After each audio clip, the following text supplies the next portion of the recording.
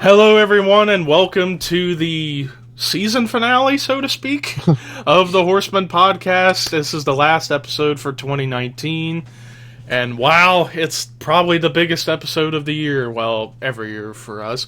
Top 10 albums of the year for 2019, and good lord, this is going to get down and dirty and bloody, probably. But I'm not alone. We're joined by the typical people that I have stalking me everywhere I go. First to my left, well, in this case, that way, Horror Master Ricky. Hello, how's everyone doing today? And right above him, our favorite woman from Germany, Hannah Klein. Buenos dias! Oh boy. And then right above me, who's threatening to kill me any day, from Portugal, Artur Castana. Going on my Orange Cassidy impersonation.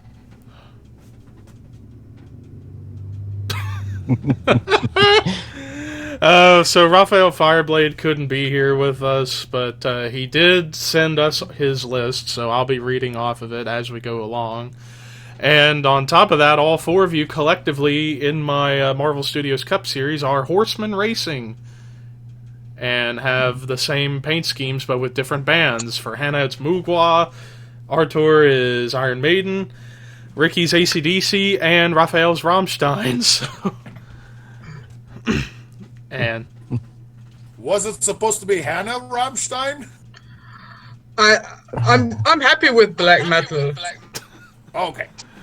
fair. So so before we get into honorable mentions, let's talk a little bit about the year of 2019, and I'll start this off. As I brought up in previous episodes, and even on, like, written reviews I've done on Twitter, I feel like this year, there was a few trends that I noticed this year. First, comeback albums. There were quite a few comeback albums this year from underground legends or mainstream darlings that hadn't released stuff in a long time. Tool. Yeah, there was Tool. Rammstein released their first album in 10 years. Posers. Yeah, Possessed. Nocturnus, now known as Nocturnus AD. And there's probably some others that I can't remember off the top of my head right now. But yeah, there were a few comeback albums this year. The next trend I noticed, probably an unexpected trend, and that's good deathcore. There were actually some good deathcore albums this year, mainly from the good bands, not the bands who just take the breakdowns and just dumb it down. We're talking the good bands like Despised Icon, Carnifex, Thy Art Is Murder in particular. Those three were really good albums, even though none of them made my honorable mentions or the top 10, but came close. Particularly Carnifex, considering, well, who doesn't love a little black metal in their deathcore? So, or with some symphonic edge to it. And then the third trend that I noticed, and I brought this up before we started recording, the year for a bigger revival of the old school Swedish death metal sound that's better than recent Bloodbath. You had, And also, this is just me. The year where a lot of old school bands went broke and are coming back. Motley Crue, Poison, Kiss. Leopard. I'm ashamed to say, and I'm going to see them in July next year, Merciful Fate. I'm going to see them as well. I wish I could see them, damn it. Same. Maybe Hopefully. maybe if they do an American tour. Yes, please. Probably since King Diamond lives there. Lives in Dallas. Yeah. In Texas, so Ricky is the closest. Yeah, but Dallas is quite far. It's like almost like an 8-9 hour trip. But who knows? America's big. Well, as they say, everything's bigger in Texas. What a burger! But Don't make me... God, now I'm hungry. Don't make me terrified. I mean, you are in a car. You can go to the drive. Yeah, you could. Drive while could, recording. I could, but why would I? I don't know, Never but mind. but like I was saying, yeah, this year was a good year for the revival of old school Swedish death metal. Considering you had 4, maybe 5 releases from bands that kept that sound alive, even if not all of them are from Sweden. You had Flesh Crawl from Germany release a solid album in November. You had Gate Creeper from Arizona keeping that sound alive. And then the other 3 are Swedish bands. Entombed AD finally stopped playing death and roll and playing what they were good at back in the early 90s. And that album was great. Entrails, Paganizer, another one that's actually going to be in my honorable mentions that I'll mention after the fact. But yeah, I thought this year was a great year if you were a fan of like early Entombed, Dismember, Grave, Unleashed, Carnage. There were quite a few albums, and Old Bloodbath. There were some albums this year that kept that spirit alive that I feel was better than the last Bloodbath album. That's just me, but beside the point. Anything else anyone wants to add on to 2019?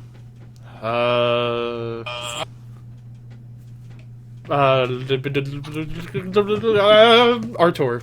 I don't know. It was also a great year in a way for a lot of black metal, especially with a lot of great black metal releases over these years. Mayhem probably coming out with some of their best stuff in a decade almost.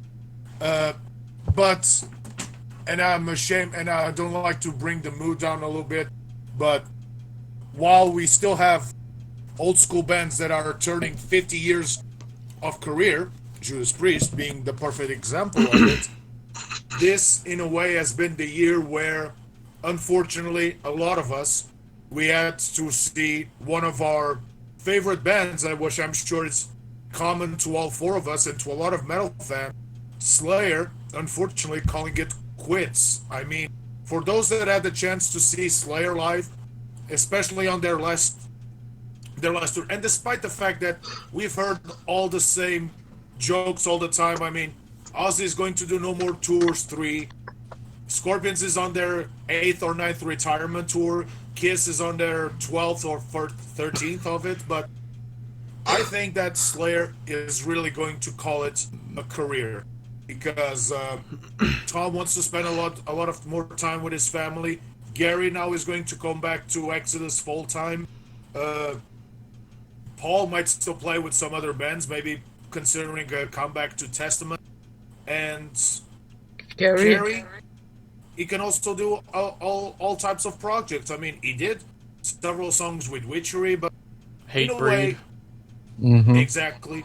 In a way, it has been a great year in general, with all the same trends as Levi just said. But sorry to keep the mood down, but it needs to be said.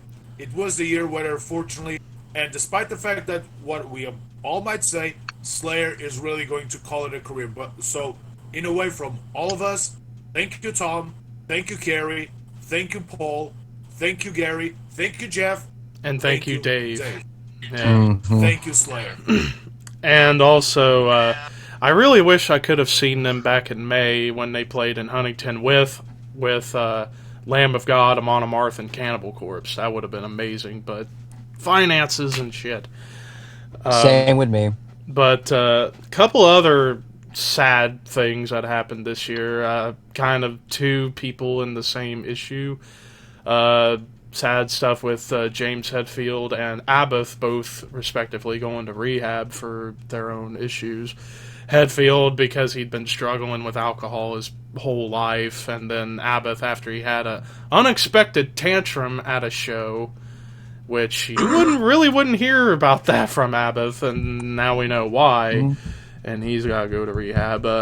One of them, also a bit of a shocking development that I only heard about in the last month or so, but the legal issue with Fear Factory going on right now with Burden and Dino versus Raymond and Christian, where now the band is disputed, and they was supposed to have had an album out this year, but now that's been I don't know if it's scrapped or if it's just delayed or whatnot, but because of the legal battle.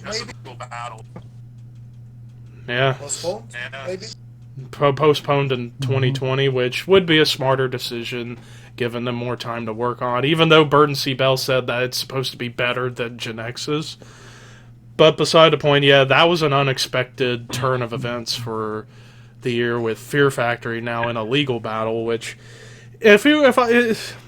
when it comes to that kind of stuff, it's like, why not just kiss and make up? Get the classic lineup back together for an album, or at least a tour, and people who love the old Fear Factory from the 90s and early 2000s, yeah. I know Kamikaze Games would be thrilled about that. But, anything else? I know, Hannah, you had something to say. I agree with Artur. I think 2019 has been great for black metal, but also doom metal and melodic death metal, at least for me. So many great albums. A lot of them will be on my list. Think there's been a lot of great music released this year. Cannot wait to see how it to hear how it continues next year. Yeah, I agree with all of you guys, and especially the biggest controversy of the year. It has to be, in my opinion, that's the biggest one, and it's between the Batushka dispute between Christoph and Bart, which I hope they somehow come to a consensus, because They won't. I don't think so. I hope they do, because I would love to see Christoph's version live. Bart's, maybe, who knows, if he doesn't cancel the shows like he did. The Batushka controversy will make Ghost's controversy look like look like a child's argument. Oh yeah.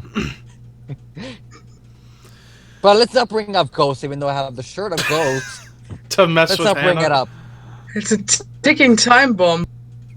And I saw them yesterday, so With I tribulation.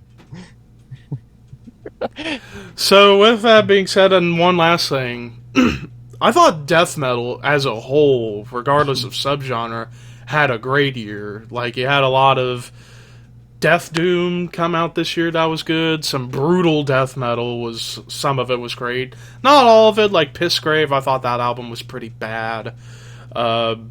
Tech Death had a solid year. Progressive death metal in general this year was pretty solid, and there may be an album from that realm or two on my list. Maybe? I don't know. We'll find out soon. Anyways, with that being said, time for some honorable mentions, and I'll get this started because I pretty much know I have the most. I have 10, so it's almost a top 20 list. Although a couple last minute ones, Mayhem in my honorable mentions. I forgot about Mayhem. But the ones I have listed, going from bottom to top, Possessed, Revelations of Oblivion, the comeback for Possessed. It's funny that when I reviewed this album, I actually got into a conversation with Jeff Becerra, and he's a really cool dude, and kind of gave me a little help on how I could approach my reviews a little bit more, and I'm totally appreciative of that. And it was a fun conversation. Next up, probably a band not really anyone would expect me to really like or talk about, considering you guys know my background of thrash, death, and prog.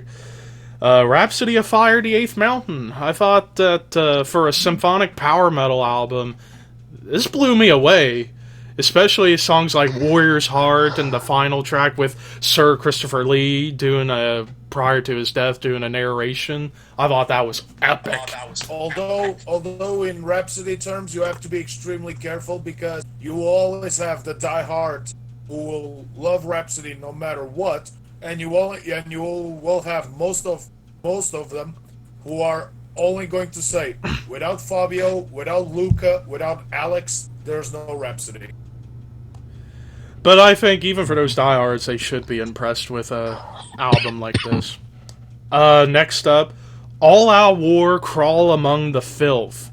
I like metalcore when it's done right. This is an example of metalcore done to the best of its ability, not the kill switching. Even though I like kill switch engage, not the kill switch engage, Asking Alexandria, melodic breakdowns stuff. We're talking real metalcore from the '90s, where it was a head-on collision between extreme metal and New York hardcore coming together. And as Bradley Zorgdragger will put it, these guys sound like if you combine New York hardcore with Slayer and Obituary, and I can't argue with that. This album was brutal, very evil lyrics, and even a Doom song kind of pops in on this album too, which is interesting, but raw, gritty, brutal metalcore. Next up, Insomnium, Heart Like a Grave. Thought it was a great album. Not as good as Winter's Gate, in my opinion. To me, it's going to be hard to top a masterpiece like that. But Hard Like a Grave was fun to listen to, nonetheless. It's on my list. Figured. Next up, the one old school Swedish death metal album that I've said would be in my honorable mentions. Bastard Grave, Diorama of Human Suffering. This is more punk-laden Swedish death metal, because it's got a lot of punk to it, which is really nice. An underground cold German thrash classic, Exhumer, Hostile Defiance. I think Exhumer is doing what Slayer should have been doing in the past decade, sound-wise. I like this album not as much as their last album from 2016. I thought that was The Raging Tides. I thought that was a masterwork of thrash. This was a solid follow-up, but just came up short in making the list. Artur's favorite band to talk shit about, Tool. Yes, Fear Inoculum in my honorable mentions, but that's... It's on my honorable mentions as well, and I'll talk why in a moment. Yeah. It took 13 years for this album to come out, but in my opinion, it was worth the wait. It was fun, well-written stuff. Not the best prog album of the year, not even close, but it's definitely a great album for fans of Tool or that kind of side of prog. Next up, Slipknot, We Are Not Your Kind. In my opinion, the best album Slipknot has ever done. The most diverse album they've ever done. And for A Liar's Funeral and Unsainted alone, this album was fun. But particularly A Liar's Funeral, probably their darkest and best song they've ever done. And also, it's great that they also are going to get a lot of mainstream appeal because they are in thanks to WWE, with All Out Life being the NXT theme. Sad that song didn't make the album. I thought that would have been great. Next up, Dark Throne, Old Star. I thought this album was amazing, and they're trying to combine a few different aspects of their sound, the black metal, but there's a lot more doom on this album, which I really, really liked. Definitely preferred this over Arctic Thunder, in my opinion, because to me, Arctic Thunder kind of sounded like they were trying too hard to go back to their black metal roots and trying to maintain what they had been doing on their previous couple, but it just didn't work, in my opinion. But regardless, even though I liked Old Star, no album of Dark Throne in this decade would be better than Underground Resistance. I thought that was masterwork. But Old Star, very close second. My last honorable mention, Borknagar True North. And there it is. I love this album, however, I've mentioned it before, I miss Vintersorg in the band. As much as I do like ICS Vortex, to me, Vintersorg is the voice of Borknagar in terms of clean and unclean vocals. And also, I just can relate to his voice a little more than ICS Vortex, but luckily you have Lars, the keyboardist, still doing backing vocals, and I like his voice too. But one would argue that, for example, in Dimmu Borgir, Kings of Carnival Creation, the song, one would argue that their live Ozfest version is a whole lot better than their studio version. Oh, yeah. But, yeah, Borknagar True North, very close to making it into my list, but just barely missed the cut. And before we get to anyone else, I will mention I do have 2 ties in my top 10, and we'll get to those when we get to the lists. Hannah. Before I start with my honorable mentions, I have a few shout outs. I really like the new music of, Tool, Bull of Apis, Bull of Bronze, Force of Rauros, Fall, Mistmoor, Rotting Christ, Ruat, Alcest, Obsequie, Dolch, and the Great Old Ones. But I lacked space to put them anywhere, so they're not anywhere. And then for my honorable mentions, the first one is Rome, Le Ceneri de Heliodoro. Great new folk record. I listen to this almost daily. It would be on my on my top 10 list if it had been a metal album, but it's not. But I wanted to mention it anyway. Then Remita, Into Endless Night. Great black metal album from Australia. Such a crisp sound on this one. Very melodic, very atmospheric. Love this to death, especially the first track on this album. A masterpiece in my opinion. Then third honorable mention, Dead to a Dying World, LG. The thing is, I love this doom metal album, but what I hate about it is the female vocals. I think they are horrible. The rest of this album is awesome, but sadly the female vocals put me out too much to put it on my top 10 list, but great album anyway. Then Crypt Sermon, The Ruins of Fading Light. Another great doom metal record, so epic. And in line with my next honorable mention, Candlemass, The Door to Doom. Wanted to put this on my top 10 list, but I lacked space, and I wanted to have some other veterans on there, but I love The Door to Doom. I think it's their strongest album in a while and marks the return of their original singer and then the involvement of Tony Iommi on the Great Octopus track. I think this album is great. But I lacked space. Then the next one, Insomnium, Heart Like a Grave. I like Levi said before, it isn't as good as Winter's Gate. Still a great album, but not Winter's Gate. And that's why it's only on the honorable mention list. Then the next one, Cult of Luna, A Dawn to Fear. I wanted to put this on the top 10 list again, but I lacked space. I think it's a great album. In my opinion, not as refreshing or unique as Mariner, but still awesome, and I'm can't get enough of them. I saw them live this year at Grasspop, was a great concert. Then next one, Fen, The Dead Light. I love Fen. It's a great black metal band from the UK, but I mean the album only came out last week, so I haven't listened to it too much. I think if you will, if this album ages a bit more, I will appreciate it more. But yeah, and then my last honorable mention, the great Devin Townsend with Empath. I forgot about that album. Honorable mention? Call me. I mean, it's a great album. I think it's on the same level as Transcendence. I love the sound. I love the production, the different layerings of guitars and keyboards, vocals, especially on tracks like Spirits Will Collide. He was just announced for Grasspop next year. I will catch him there for sure, but sadly he didn't make it on my list, my top 10 list. I'll say this, the one bad thing about the album, you had to have fucking Chad Kroeger from Nickelback on guest vocals. Why?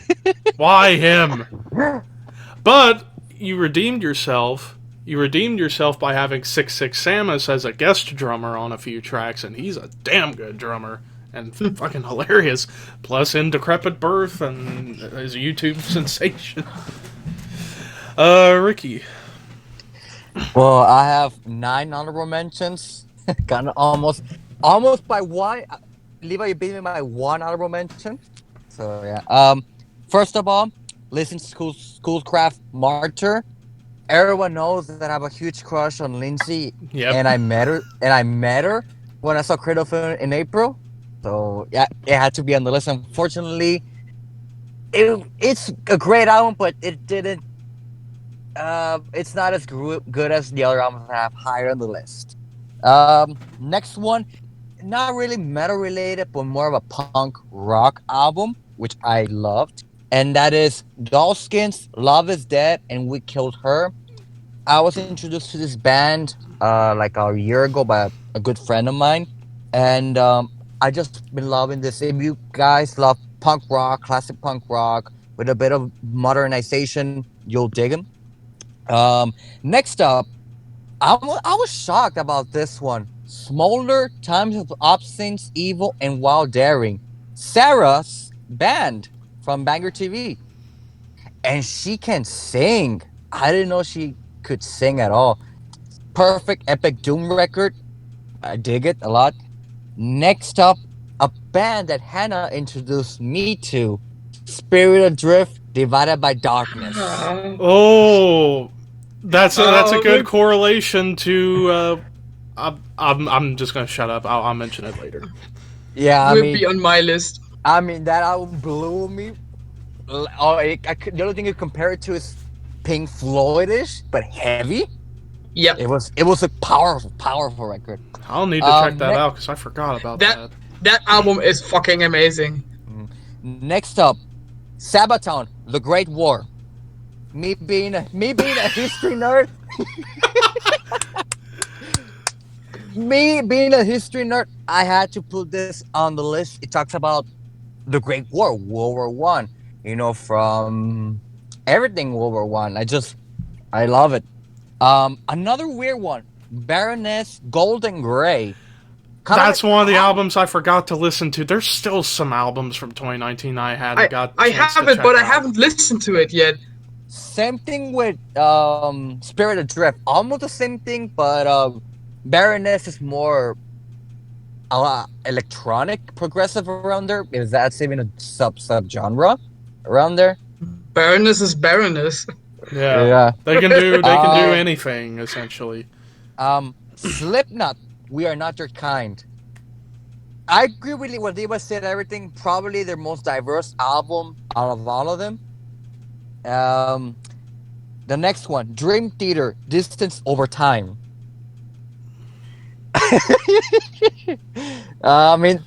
A good Dream Theater record, not the best. Just not one of their best. Yeah. But definitely better than The Astonishing, even though I liked The Astonishing somewhat. Oh, yeah, for sure. And last but not least, at the beginning of the year, I had it really high on the list, but haven't listened to it and it's gone down. Possessed, Revelations of Oblivion. Again, a great comeback record after almost 30 years since they released. 33 years. Around there, yeah. 33 years, so it was a great comeback record. Sadly, it will never top up Seven Churches. I have to say it. Would you say it's better than Beyond the Gates? Almost. I'd say it's on par with Beyond the Gates. Yeah, almost Beyond the Gates. Almost. But Jet Pacheco's vocals are still amazing. I'll give him credit for that. They're still on point. That's it for me. Alright, and Artur. I do have about 7 honorable mentions. I start with Overkill, Wings of War. Overkill is one of those bands. Oh, I forgot about Overkill. And if you want consistent bands with a consistent records, you can't get any more currently than Overkill. I also have in my honorable mentions Distance Over Time by Dream Theater. It's not exactly an album that I would go back to listen to. There's another one on my list that I have listened all year round, ever since it came out, and it still doesn't leave my head. And Levi, I think he knows which album it is. I also have Revelations Over Oblivion by Possessed. Possessed making an album 30 years that took 30 years, and especially with everything that has happened to Jeff Becerra, I mean, it's still amazing. I know I like to talk shit about Tool, but I cannot deny that I have to put Fear Inoculum here in the honorable mention. I mean, comparing to the other bands, Guns N' Roses, that took 15 years to do that took almost 15 years to do an album, and it turned out shit. Here's an example of an album that took 30 years, and it went just as the fans would expect, and a little bit more. Maybe overhyped? Yes. But so is Half-Life 3 and so much stuff. I also will put here Abbath's Outstrider. I mean, it's not exactly the same thing as Winterbane as his first album, but Outsider is not that bad, and a bit on a personal taste, Amon Amarth's Berserker. I mean, it's not Honorable mention? It's not Twilight of the Thunder God, nor is Crusader, nor the Avenger, nor anything of the sort, but still, it is Amon Amarth. It can be a bit of a repetitive formula, but still a winning formula nonetheless. And that's it. Raphael. Oh yeah, Raphael's honorable mentions.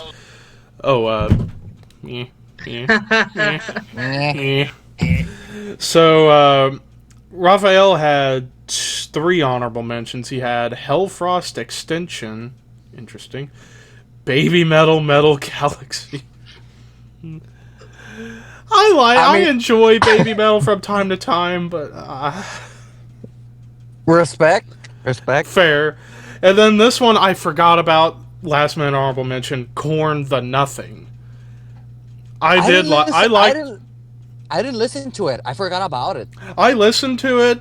I think it was a touch better than Serenity of Suffering, and it's because how Java just had this anger and frustration to him after he lost his wife, and Jonathan's vocals get quite brutal at times. He's even doing some death growls, which were actually pretty well done. But the one thing I think I'm going to add an 8. Flesh God Apocalypse Velino. And I hadn't got a chance to listen to that one yet either. But yeah, Korn to Nothing. Alright, now it's time for the actual top 10 list. I'll read off Raphael's number 10. He had 1349, The Infernal Pathway, at number 10.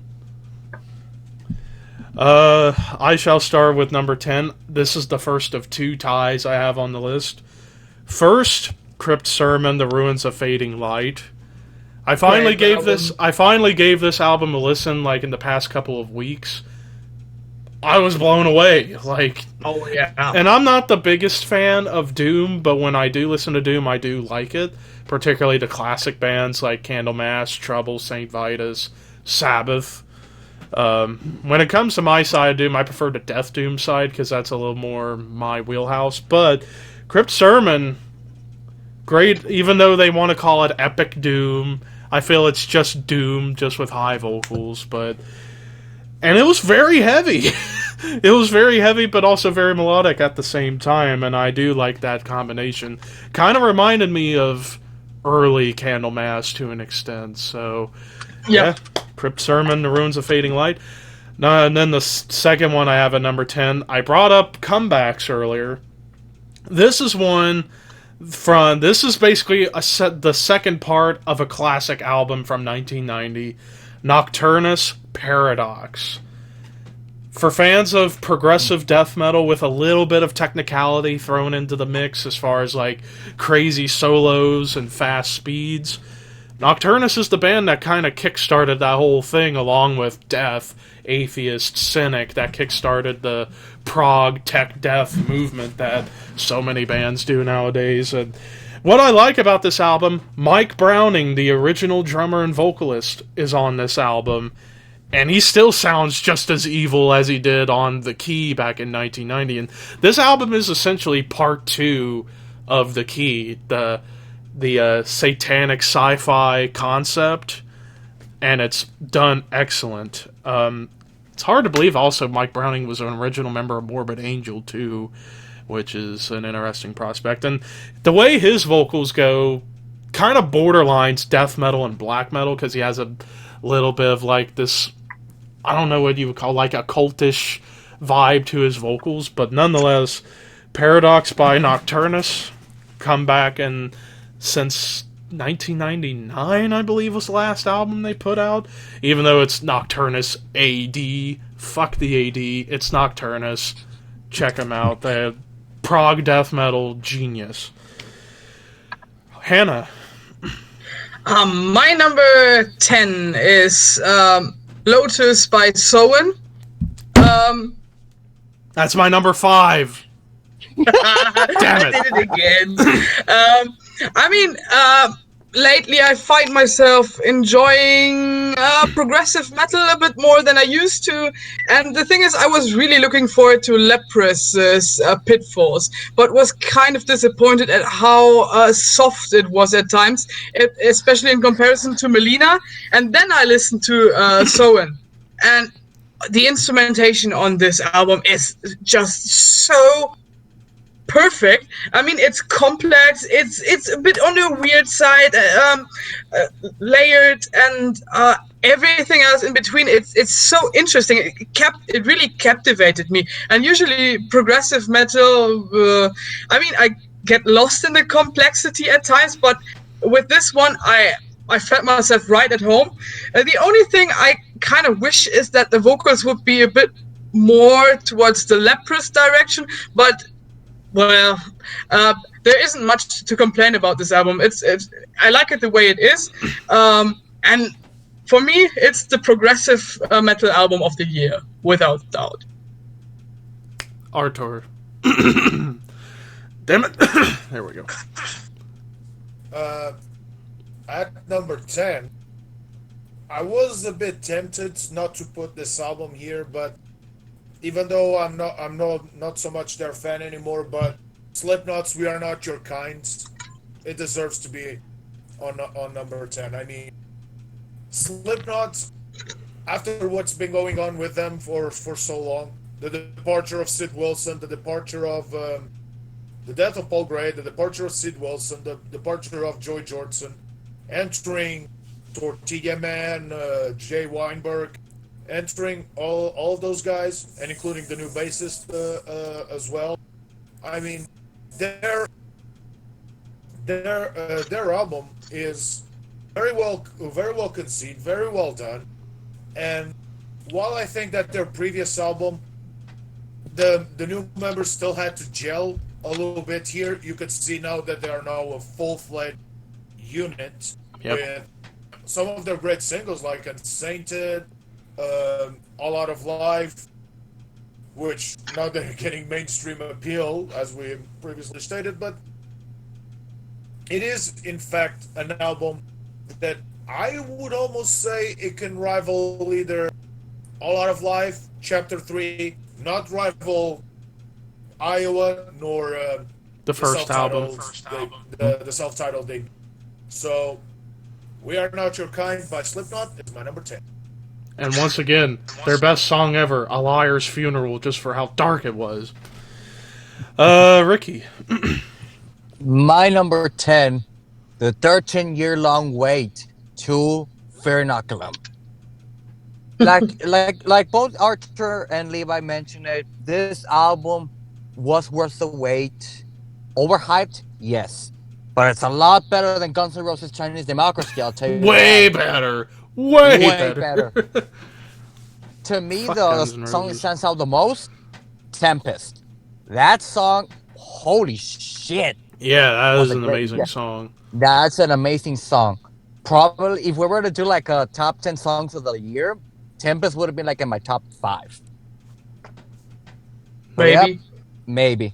Yeah. But yeah, number 10, Fernaculum. And now that we've all brought up Tool, at least in honorable mentions or in the top 10, now this episode's going to get tons of dislikes because people can't take opinions. Yeah, I'm looking at you people who disliked my Tool review, you bastards. I don't care, but I'm just pointing that out just because I like poking things with a stick just to see what happens if some goo will come out of its carcass. Hey, Carcass might have an album in 2020, please. Anyways, now we're on to number 9. Ricky, I'll let you start. my number 9? 9. Rapstein. That's my number 8. And that's my number 9.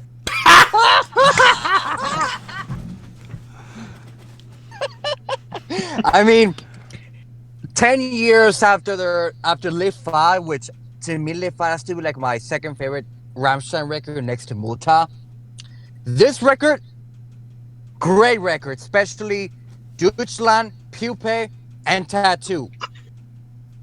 My favorite songs from that album, especially Deutschland. I'm gonna say it right now, best song of the year.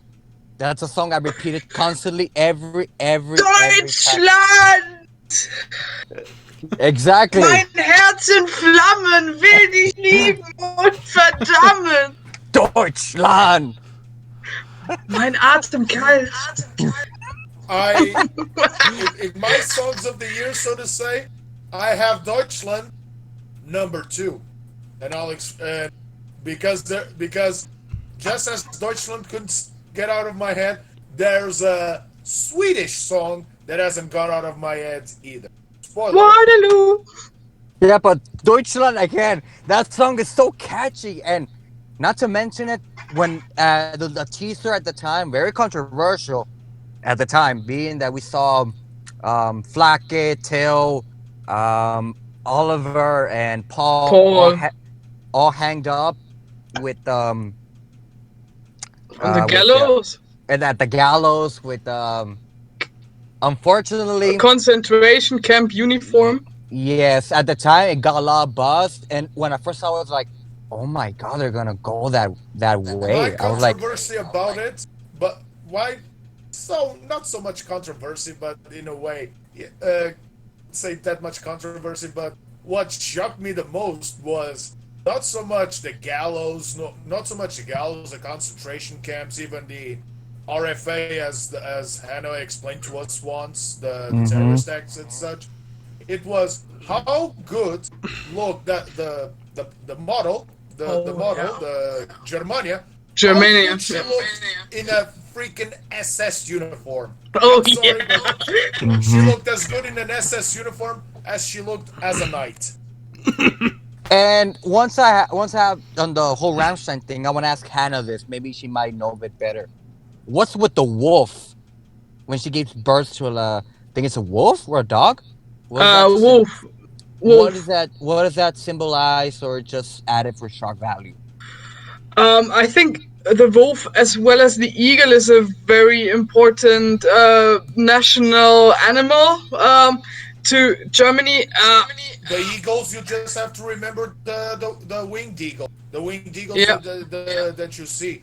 The wolves, to me, it might be a reference maybe to Romulus and Remus, sons of the wolf. Yeah, the ones could who be found as well. Rome. Yeah, but I think there was this kind of wolf code also connected to the Nazis. I mean, they had some strange shit going on. There are some headquarters where Adolf Hitler resided, and one of them is called Wolfschanze, and for Wolfslayer. I can't translate it. There's one that is the Wolfslayer. Yeah, there have been several, and a lot of them are connected with mythology and wolves and eagles, German mythology, and especially during that time is fucked up. Okay, just wanted to make sure because I was trying to look it up. I was like, "What's with the wolf?" Which that was the thing that really shocked me the most, besides the whole concentration camp. But that's a whole different story. Well, Artur, since you have the same album, won't you talk a bit about it? I have not much to add. I mean, Deutschland, the video was brilliant, especially how they incorporated all of these moments from German history Despite, as Hannah said once, a lot of Germans are not proud of their history, Nope. and sometimes they just want to erase things to it. But here's the thing: unfortunately, for better or for worse, it happened. You have to be proud. I won't say proud of the Nazis, but you still have to be proud of the Holy Roman Empire, of Germania, or how it was before, and maybe everything that happened before World War One and the rise before the 20th century. There. Mm-hmm. So Deutschland was great. Radio was one of those songs that it was so difficult to me to get in touch to it, because Hannah was saying Waterloo, but I thought that was almost like a disco, almost a disco song. It is. After a few listens, you get in touch to it, because you can also know that you also might know that Rammstein, they did somewhat of disco-friendly songs, so to say. So I mean, this one basically is a homage to Kraftwerk. Exactly. So you might not feel as shocked after a couple of listens. So, but Zeigdish, which is to me next to Deutschland, one my favorite song of it, Puppe, is also beautiful. So, in all, Rammstein came back with a very good album, and very much deserving of mine and Ricky's number 9 on our list. Real quick, Raphael's number 9 was Mayhem Damon. So, there you go with that. My number 9 is the second and final tie I had on the list. First off, my favorite and, in my opinion, best thrash album of 2019, Suicidal Angels' Years of Aggression. Suicidal Angels, all the way from Greece. And if you want a band that sounds like Creator, but from a different country, this is the band. This sounds so much like modern Creator ever since Violent Revolution, essentially. It's got that little bit of that melodic flair that Creator's been incorporating in recent albums, but still, Suicidal Angels keeps the old thrash vibes pretty much intact. This year for thrash was a solid year, although like albums like Death Angel was great, but I wasn't as big of a fan of. Destruction actually had a great album that could easily go into my honorable mentions. Exhumer, I brought that up in honorable mentions, but for me, the pinnacle of 2019 thrash was Suicidal Angels. And then the second album, Artur alluded to this earlier, this was the album I got him into, Mortem's Ravensvart. Now, as I've brought up in the past... My number 4. My number 4. As I brought up in the past, I heard about this band from the underground in the late 80s, early 90s, and they were a death metal band that Hellhammer was a part of. And also the other members went on to form Arcturus eventually. I went into this album thinking, I'm about to listen to some awesome Norwegian death metal. Speaking of that, I completely forgot to mention Blood Red Throne Fit to Kill. That's another honorable mention. I completely forgot about them. Like I say about them, they're like if you combine Cannibal Corpse and Bloodbath. But Mortem Ravensvart, like I said, I was expecting this to be an amazing death metal album. From the first song, I was like, wait a minute, I was duped. But it was a good dupe, and it turned out to be, in my opinion, the best black metal album of 2019. And I brought this up. This is what it sounds like if you were to combine De Mysterious era Mayhem with Emperor, because you get that evil aggression from old Mayhem mixed with the I would say De Mysterious with anthems, with Emperor's anthems. Yeah, I was gonna say it's like you combine De Mysterious from Mayhem with the classic early Emperor stuff in the Nightside Eclipse, Anthems to the Welkin at Dusk. It sounds like a combination of all those mashed together, and there are some heavy stuff and some very eerie stuff on this album. Blood Horizon being my favorite song of the album because I love the opening blast beat. that Hellhammer kicks the song off with. Now that's my number 9, both Mortem Ravensfart and Suicidal Angels Years of Aggression. Hannah. My number 9 is Halluzinogen by Blut aus Nord.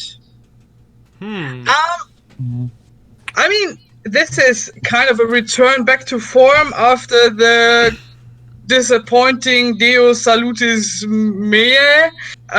It's kind of heading back in the direction of Memoria Velusta, the trilogy, but at the same time it's a bit more spacey, a bit more psychedelic. It's a very weird record, but I really enjoyed it. I mean, I was kind of shocked. I usually put new music on my little iPod, and I can't. It's only an iPod Shuffle, and I can't really see who's the artist or what kind of album is this, what kind of song is this. And I was just listening to it and was asking myself, what kind of record is this? And then I kind of figured out that it was Blut aus Nord, and it was like, what? This is too good to be true. And ever since then, I've been listening to it constantly. And it's, in my opinion, it's one of the best, especially one of the best. It's probably the best ones they've released lately, or at least in this decade. And I think it's great. I like it. And it surprised me a lot. All right, well now, oh wait. Give me a moment. Alright, it's time for number 8. Oh, yes. And that one tasted like spicy sausage. Alright, so now we're on to number 8. I'll just let Hannah start this one off. This is the first of 3 ties I have on my list. The first album has been mentioned before. It's Borknagar's True North. I was blown away by it when I listened to it. My favorite song, Up North, on this album, it's just so beautiful when they talk about the seasons and I see his Vortex vocals. I mean, he can get on my nerves if he's featured too often, but I was surprised that they kind of balanced it out with the other vocalists on this album, and I mean, Urt is probably my favorite Borknagar album. Uh-oh. She just dropped. Oh no, we got a new lagger.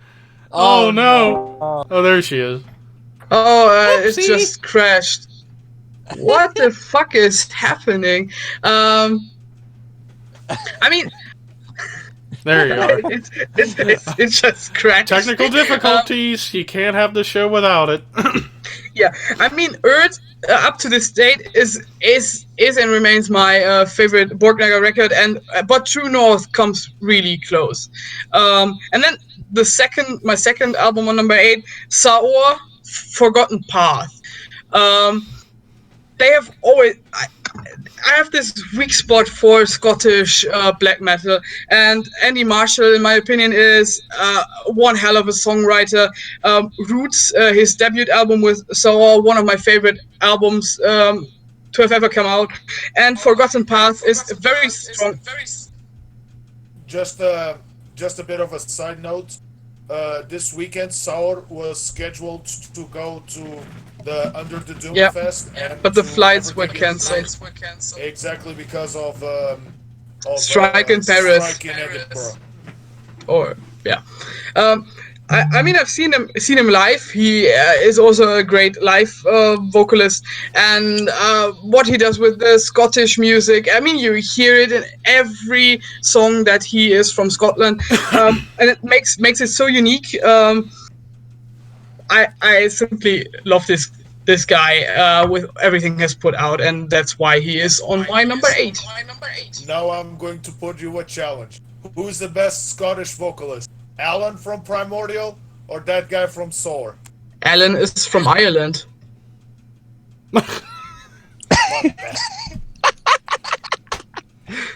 Artur, it's just not your day today, is it? I'm hanging over, and I just went to a ghost show. This is the ghost effect. No That's what they do to you. They fuck you up. Let's just start a war again. Like last year, boy. okay? I don't think we're gonna have that this year. I told you that it would come. Maybe, Alright. maybe in 2020. So that's supposed to. If Ghost puts out something in 2020, maybe something will happen. I don't know. Or he's Anyway. going to retire, and then I'm going to celebrate. Anyways, now to my number 8. It was brought up just a bit ago. Rammstein. I mean, And Raphael. Sorry. no, we're on number 8, and I hadn't got to his yet. But yeah, Rammstein's self-titled. Thanks to this album, and thanks to you guys, now I'm obsessed at times with Rammstein, whereas I heard songs, but I hadn't listened to much until this album came out, and then because of it, now you guys got me going nuts. But I like this album particularly, not really because of the singles, like as much as I do like Deutschland and Radio. I like them. I think some people should give this album more respect for. The middle of the album was great. Poupée and Was ich Liebe. I love those two songs so much. Those are probably my two favorites.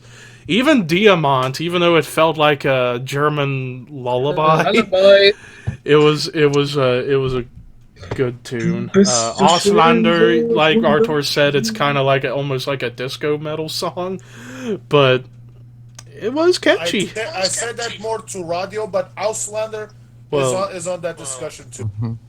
Yeah. But top to bottom, I love this album, and I remembered at one point when I was mowing grass, I was listening to this album while I was mowing grass to get the damn engine noises out of my ears, so yeah, can't go wrong with good old Rammstein. Ricky. My number 8, and I know Artur has it really high on the list. The Heretic by Rotting Christ. That's my number 7. Oh, 3.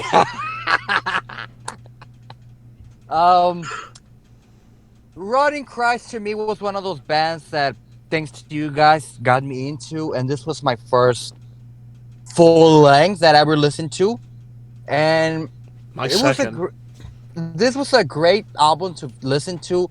The only thing I can complain about is that spoken track, which I can't remember the name of it, and I don't want to. I'm trying to remember the name of it. I don't know what it is. I think Artur, do you know which one it was? The spoken track. The Raven? No. The Raven. That one is great. I think it's either the Arab song or the Hallowed Be Thy Name. No, it's not Hallowed Be Thy. It's not Hallowed. I'll figure it out. I think it's the Arab song. I think it's more the Arab song, or the Assyria is not either, but I think it's more the Arab song. I think it is. I'll find it. Yeah. Because my favorite song from the record. Yeah, I believe that was the one. Yeah, because my favorite song from the record is "Hallowed Be Thy Name." For some reason, I love the way it starts, how slow it starts, and you just hear the bells. Ding. Yeah. It's so epic, and it's almost the same with Iron Maiden's "Hallowed Be Thy Name," which I thought it was a cover at first. Yeah. I was like, I mean, everyone must have thought that was a cover at first, but top to bottom, The Heretic is a great album, especially The Raven. I mean, it's The Raven. Quote The Raven. Nevermore. Edgar Allan Poe. And trying to remember the song that says, "My mind is my own church." That stood out the most. Fire, God, and Fear. Yes, that stood out the most. Telling us that we don't have to go to a church to praise God. We have our own church in our minds. Yep. Artur. In a way, this is a bit expected from me, but my number 8 is Nile. I mean, Honorable mention last minute. Vile Nilotic Rights. I mean, I've been following Nile ever since they released Phallic, and after Edie Phallic, before I even knew Among the Catacombs of Necron Ra, In Darkened Shrines, and Black Seeds of Vengeance, I already knew that. I knew Those Whom the Gods Detest, and Vile Nilotic Rights being the first album already with Brad, the new guitar, with Brad Rutford, the new guitar player, already fixed in the band, because the other, Those Whom the Gods Detest, and In the Name of Amun, that was still with Dallas. But Vile Nilotic Rights, especially when you hear some of their singles, especially the one that starts off, just as Ricky said, with the bells, which I think is Dawn of the Dead, or I don't remember. No, I think it is Dawn of the Dead. I think. I don't remember now, but Nile in terms of technical death has been quite good, and Brutal technical death. What? I said brutal technical death. Yeah. Okay. But Vile Nilotic Rights, it is an album that I won't say that it's a gateway to Nile. For that one, I would say In Darkened Shrines. Then go to the rest, but Vile Nilotic Rights is my number 8. Yeah, I thought with Nile, I thought it was a good album. I feel like it's a transition album. I feel like the next album they put out with Brian, if he's still going to be in the band, I feel is going to be much better. I think that was everyone. You're forgetting Raphael's. Oh yeah, Raphael. His number 8, In Flames the Mask. Wow. That's probably the most left field pick of them all so far. All right, Okay. so now on to number 7, Artur. I'll let you begin. Possibly in number 7, and I hate to do this, but there have been so many great. But in number 7, there's the song that has been stuck with my head ever since I listened. Whether it's in Swedish, whether it's in American, in English, I'm sorry.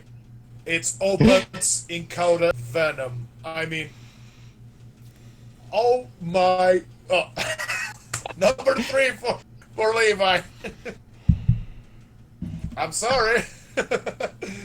But, I mean... I would fall back on my chair, but I don't want to knock my fan over. Hannah was saying... I was saying that there's a Swedish song that was stuck in my head, and Hannah was saying Waterloo, but it's not an Hama song, it's Dignity. I mean, I can't get rid of Dignity from my head, whether it's the riff, which is very catchy. Despite the fact, all in Count of Venom, it's very catchy. I mean, the chorus and even some of the songs, some of the lyrics of Dignity and others, they are stuck in my head for so long. And I love singing along to Dignity. Exactly. And I've hate to put him this slow, but with the rest, which some of you already spoiled, especially with these guys. I could not put Opeth's a.k.a. Venom in the honorable mention. So my number 7, or sete, is in Portuguese. Opeth's a.k.a. Venom. Raphael's number 7, Whitechapel the Valley. That's actually one of the deathcore albums I forgot to listen to, and it's mostly because I'm not a huge fan of Whitechapel, but I guess if he likes it, then kudos to him. Hannah, your number 7. My number 7 is The Liberation by Disillusion. I was released on Prophecy Productions, one of my favorite independent labels, just to advertise a bit here and there. Saw them this Sunday opening up for Paradise Lost for that Under the Doom Festival. I found them quite interesting. I will see them on Grasspop next year. They were announced, and I'm one of the bands I'm most hyped for yet. I mean, it's the first album since 2006's Gloria, and I hadn't heard of them before, actually, to be honest. And then a friend of mine suggested them to me, and he was ecstatic about this album, and he was true, and what he said was true.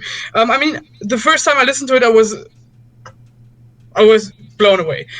Still, the thing is, this is a great album. The songwriting is very intelligent, very layered, lots of great melodic passages. The guitar work on this is great, as is the drum work and the bass.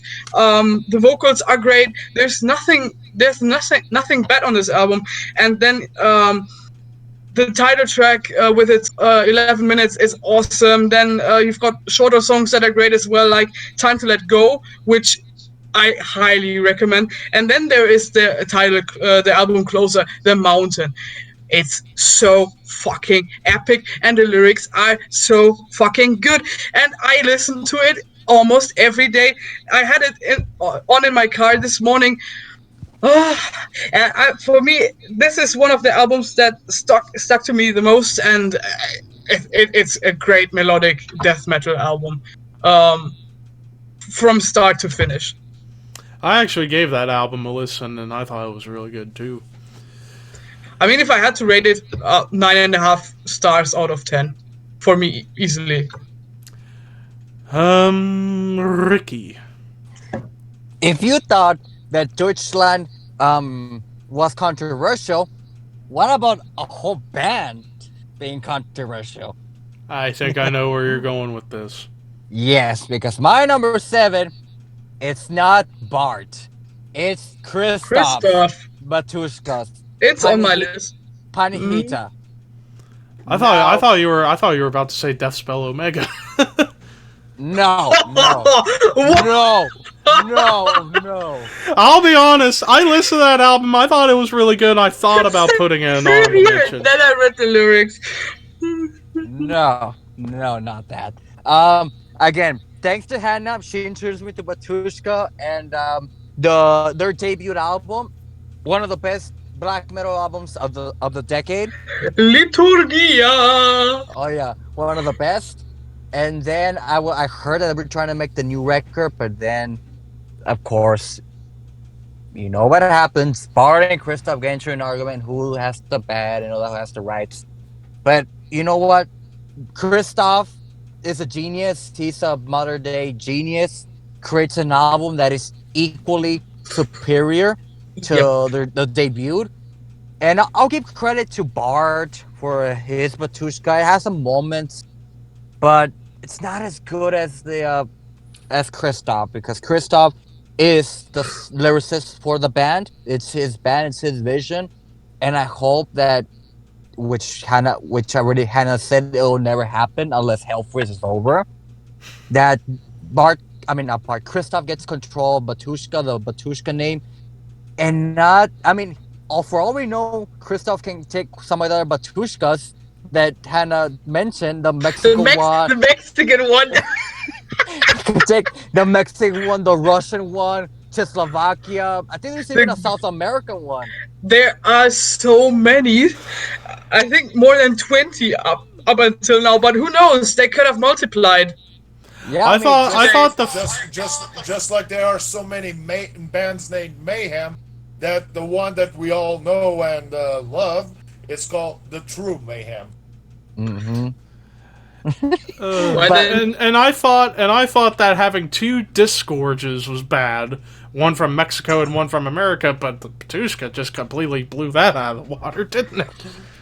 I mean, they multiply, like Hannah said. It became a meme. Both Bart and Christoph separated, and their children made children, and all that. It's nothing. It's gigantic. It's a gigantic incest fest. I mean, if they continue like this in 2045, we won't have any humans left. We only will have Batushkas. You know what? Fuck this. Let's have all the Batushkas in one concert. Mexico. Oh, Bart, Lord. Christoph, everybody. Oh, we will have a Batushka festival. A Batushka gathering. The Batushka Fest. The headliner is Batushka. The second headliner, opener. Batushka. Mexico. Where has this conversation gone? It's Matushka. We've lost track. Anyways. What is happening? Okay, so my number 7 was already spoiled. The Heretics by Rotting Christ. Yeah, this was the second full length I've listened to from them. I listened to Rituals when it came out in 2016. I thought that album was amazing because of just how dark it was. And I remembered, I think, and I still say, Rituals was very good. Heretics is great, but the first Cataton Demonite, it is as dark as you can get. Try to listen to that one. I was gonna say, and like, I remembered, I think whenever I reviewed Rituals in 2016, I remembered making comparisons to Monotheist by Celtic Frost for its dark atmosphere. I feel like this Heretics carries on that even more and also has a little more metal, more heaviness to it, considering, like, Rituals, as great as it was, you had a lot of chanting on the album, whereas here, you get more straight-up songs. And, like, Ricky brought up, Hallowed Be Thy Name. In the Name of God, when it opens, it's such a great opening track. The Raven, The New Messiah, Fear, or Fire, God and Fear, Dies Irae, Heaven and Hell and Fire. Yeah, the one song I didn't care for was I Believe, because it was just nothing but chanting for the most part. My favorite song of the album is The Raven. I love The Raven, but I prefer the Russian one, Vetrishvili, which I know I have a friend of mine who is Russian, and he translated to me as the Sons of the Earth. Yeah, and I was going to say, and speaking of The Raven, it's kind of funny. Whenever I first heard it, and I heard the opening guitar notes, I thought, am I listening to a tribute to the song Sacrifice by Edge of Sanity? Because it sounded similar to it, like almost like a gothic guitar beginning, because that song Sacrifice by Edge of Sanity was basically like a gothic metal song, but just for the way it starts, it reminded me of that, and then it just carries on into this phenomenal track by Rotting Christ. So yeah, Heretics by Rotting Christ at number 7. Now we're on to the Number of the Beast, number 6. First, Raphael's number 6. Something I never heard of, Knocked Loose with Different Shades of Blue. Don't know what that is. My number 6, well, Ricky and Hannah brought up Spirit Adrift earlier. Didn't get a chance to listen to that album. However, The Correlation, a couple of the members also in this powerhouse, Gatecreeper, Deserted. Gatecreeper's second album, death metal from Tucson, Arizona. And I brought up earlier how this has been the year for old school Swedish death metal. Even though they're from Arizona, they keep that sound alive. If I were to describe this band, they are what happens if 3 bands had a baby. If Entombed, Bolt Thrower, and Asphyx had a child, it's Gatecreeper. Gatecreeper made, in my opinion, the best traditional death metal album of 2019. This was amazing.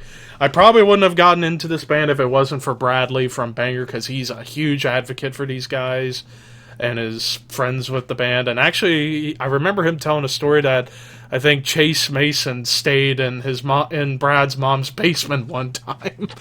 That's how good of friends they are. So, and I listened to this album, I was like, whoa. Bradley was not kidding when he said that this is a great band, and this is only their second album.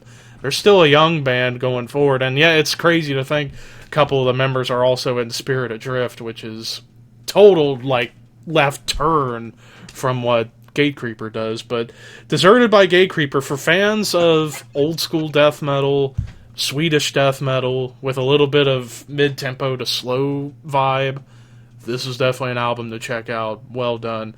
Fuck you guys on Metallum who gave it a bad review. You don't know what you're talking about. Fucking 58% on Metallum. Fuck off. Anyways. Um, Ricky, you're number 6. My number 6 This is the first of 3 albums that I'm gonna have to thank Blaine Smith because this one was in his Metal Monthly show. I think that was the one in February, maybe May. I don't remember. But this is a death doom band all the way from Norway. A basic hide the memory. Hmm. Now, at first hands, this is death doom on the more softer side, but more heavier because at the beginning it takes a while for you to get into, but as time goes on, it's a grower. I mean, some songs like the my favorite song, "Where's My Pain," almost 21 minutes in length, and it's this album just has 5 songs, and plus the album cover. I mean, come on, what does it remind you of? Illuminati. You have the eye watching you, the evil eye, the eye The that's. Illuminati. But this is a good death doom record that will be one of my favorites as time goes by. Probably won't go as much in depth as the years go by, but for fans of death doom on the more weird side, I guess, check them out. Great record. Artur. My number 6 is the only tie that I have here on my list.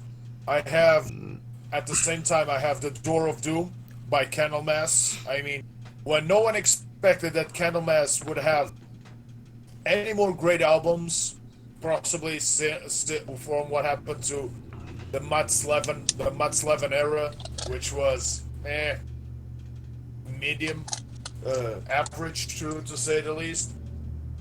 We got the news that Johan Lundqvist, who was the vocalist on Epicus Tumicus Metallicus, was going to come back, and then we got the Omega Circle. We got the re-recording of the House of Doom, which sounds a whole lot better with Johan on it instead of Max. We had Astralos, the Great Octopus as well. We had a full-fledged album, which I don't believe that it's the best thing since Epicus Tumicus Metallicus, because that a great disservice to Ancient Dreams, Nightfall, and even Tales of Creation. But as a great comeback album by Candlemass, absolutely. And secondly, you all spoiled, some of you, Borknagar's True North. As Levi mentioned, yeah, Wintersorg for many years was and will forever be the voice of Borknagar. Although he did more the growls than he did the clean vocals. The clean vocals were more with either Vortex or Garm from Over, who was also Or Lars, the keyboardist. Exactly. Nazare. Exactly. But when we heard of Wintersorg's departure, I was curious, especially after hearing the news that it was Vortex who was going to take over the clean and the growls as well. I mean, we all knew what he was capable of with clean vocals in Timo Borgir. Now in Borknagar, we only got a fraction of it, and I'm not disappointed at all with True North. I mean, "The Fire That Burns" is one of my favorite songs, and Mine too. top 10 songs of the year. Up north, it was like radio. It was difficult to get to listen to it because it did not. I wasn't expecting that catchy or that riff or that melody type song on a semi dark on a semi dark gothic or symphonic black metal album, as I say. But two of the standouts to me are "Into the White" and one song that when I heard the first riffs, I was thinking "The Beloved's Cry" by Orphaned Land, and the song was the Wildfather's Heart. Wildfather's Heart. I mean, it is a ballad, it had to be that sort of beloved's cry touched with, but it's really beautiful. I wasn't that much in touch with Up North, but Wildfather's Heart changed a whole lot of my perception. So, Door of Doom and True North on my number 6. Alrighty, did I get everybody's number 6? No. Oh, Hannah. Hannah. Yeah. Well, my number 6 is Nyeh. Nyeh. Nyeh. I almost forgot. Well, my number 6 is The Burning Dawn by Cloak. I was really hyped when I listened to the first singles of this record. The Tempter's Call and The Cleansing Fire sounded so much like Tribulation, but still exciting. I was really pumped to listen to this album, and I didn't get disappointed. This album is awesome. I mean, they get accused of being Tribulation clones, but I disagree. They are something of their own. The songwriting is great. I love the instrumental, the fire, the faith, the void. Spectacular songwriting. It's very gothic, very dark, very doomy, but also has this kind of black metal elements. I just love the mix. And then you have this spectacular album closer with Where the Horrors Thrive. It's like 8 or 9 minutes long, and it's such a great song. And I will see them live in early January as the support band for Bart's Batushka, Fake Tushka. And I'm more excited about Cloak than Fake Tushka, to be honest. Fake Tushka! Fake Tushka! Fake Tushka! Fake Tushka, I mean, get in my belly. I mean, they're coming to Cologne, and it was only $20, so why not? To get a bit high on incest. One of the shows that I'm most anticipating next year, besides Merciful Fate and possibly Vagos, now that have announced Behemoth as a headliner, Belphegor, Suffocation, and Hate. Oh yeah, I heard about that tour. Yeah, that would be an awesome show. I'd mainly go for Suffocation because I love me some brutal death. And I was supposed to see last year on the 27th December Belphegor that came last year. I went down sick. And what's interesting, you're going to see Suffocation without Frank, and instead you got Ricky from Disgorge on vocals now, who's a good replacement. Alright, it's time. We're now halfway through the list, and good lord, we've been recording for nearly an hour and a half. This is gonna be the longest one. Maybe. It might be longer than the live episode we did. We'll see. But we're now into the top 5. Yay! At least we go out the year in style. True. True. That is true. Hannah, I shall let you begin with number 5. Everybody had this on their list, except me, but now it's time to add myself to this group of people. It's Rammstein's self-titled album on my number 5. Deutschland. Yeah. I mean, this is without doubt my favorite song of this album. The bigger surprise would be you not putting Rammstein on the list. Or as Chris Jericho is saying, le lexicon of le champion. It's like if Artur wouldn't have Moonspell on his list. It's almost the same thing. It's like if me, but I didn't have I don't know, any Maiden. Maybe. I don't know. Well, I was really excited about this one after 10 years of waiting. Levi kind of disappointed me. It's not my favorite album, and then they came back with this one, and there's so many great songs on here.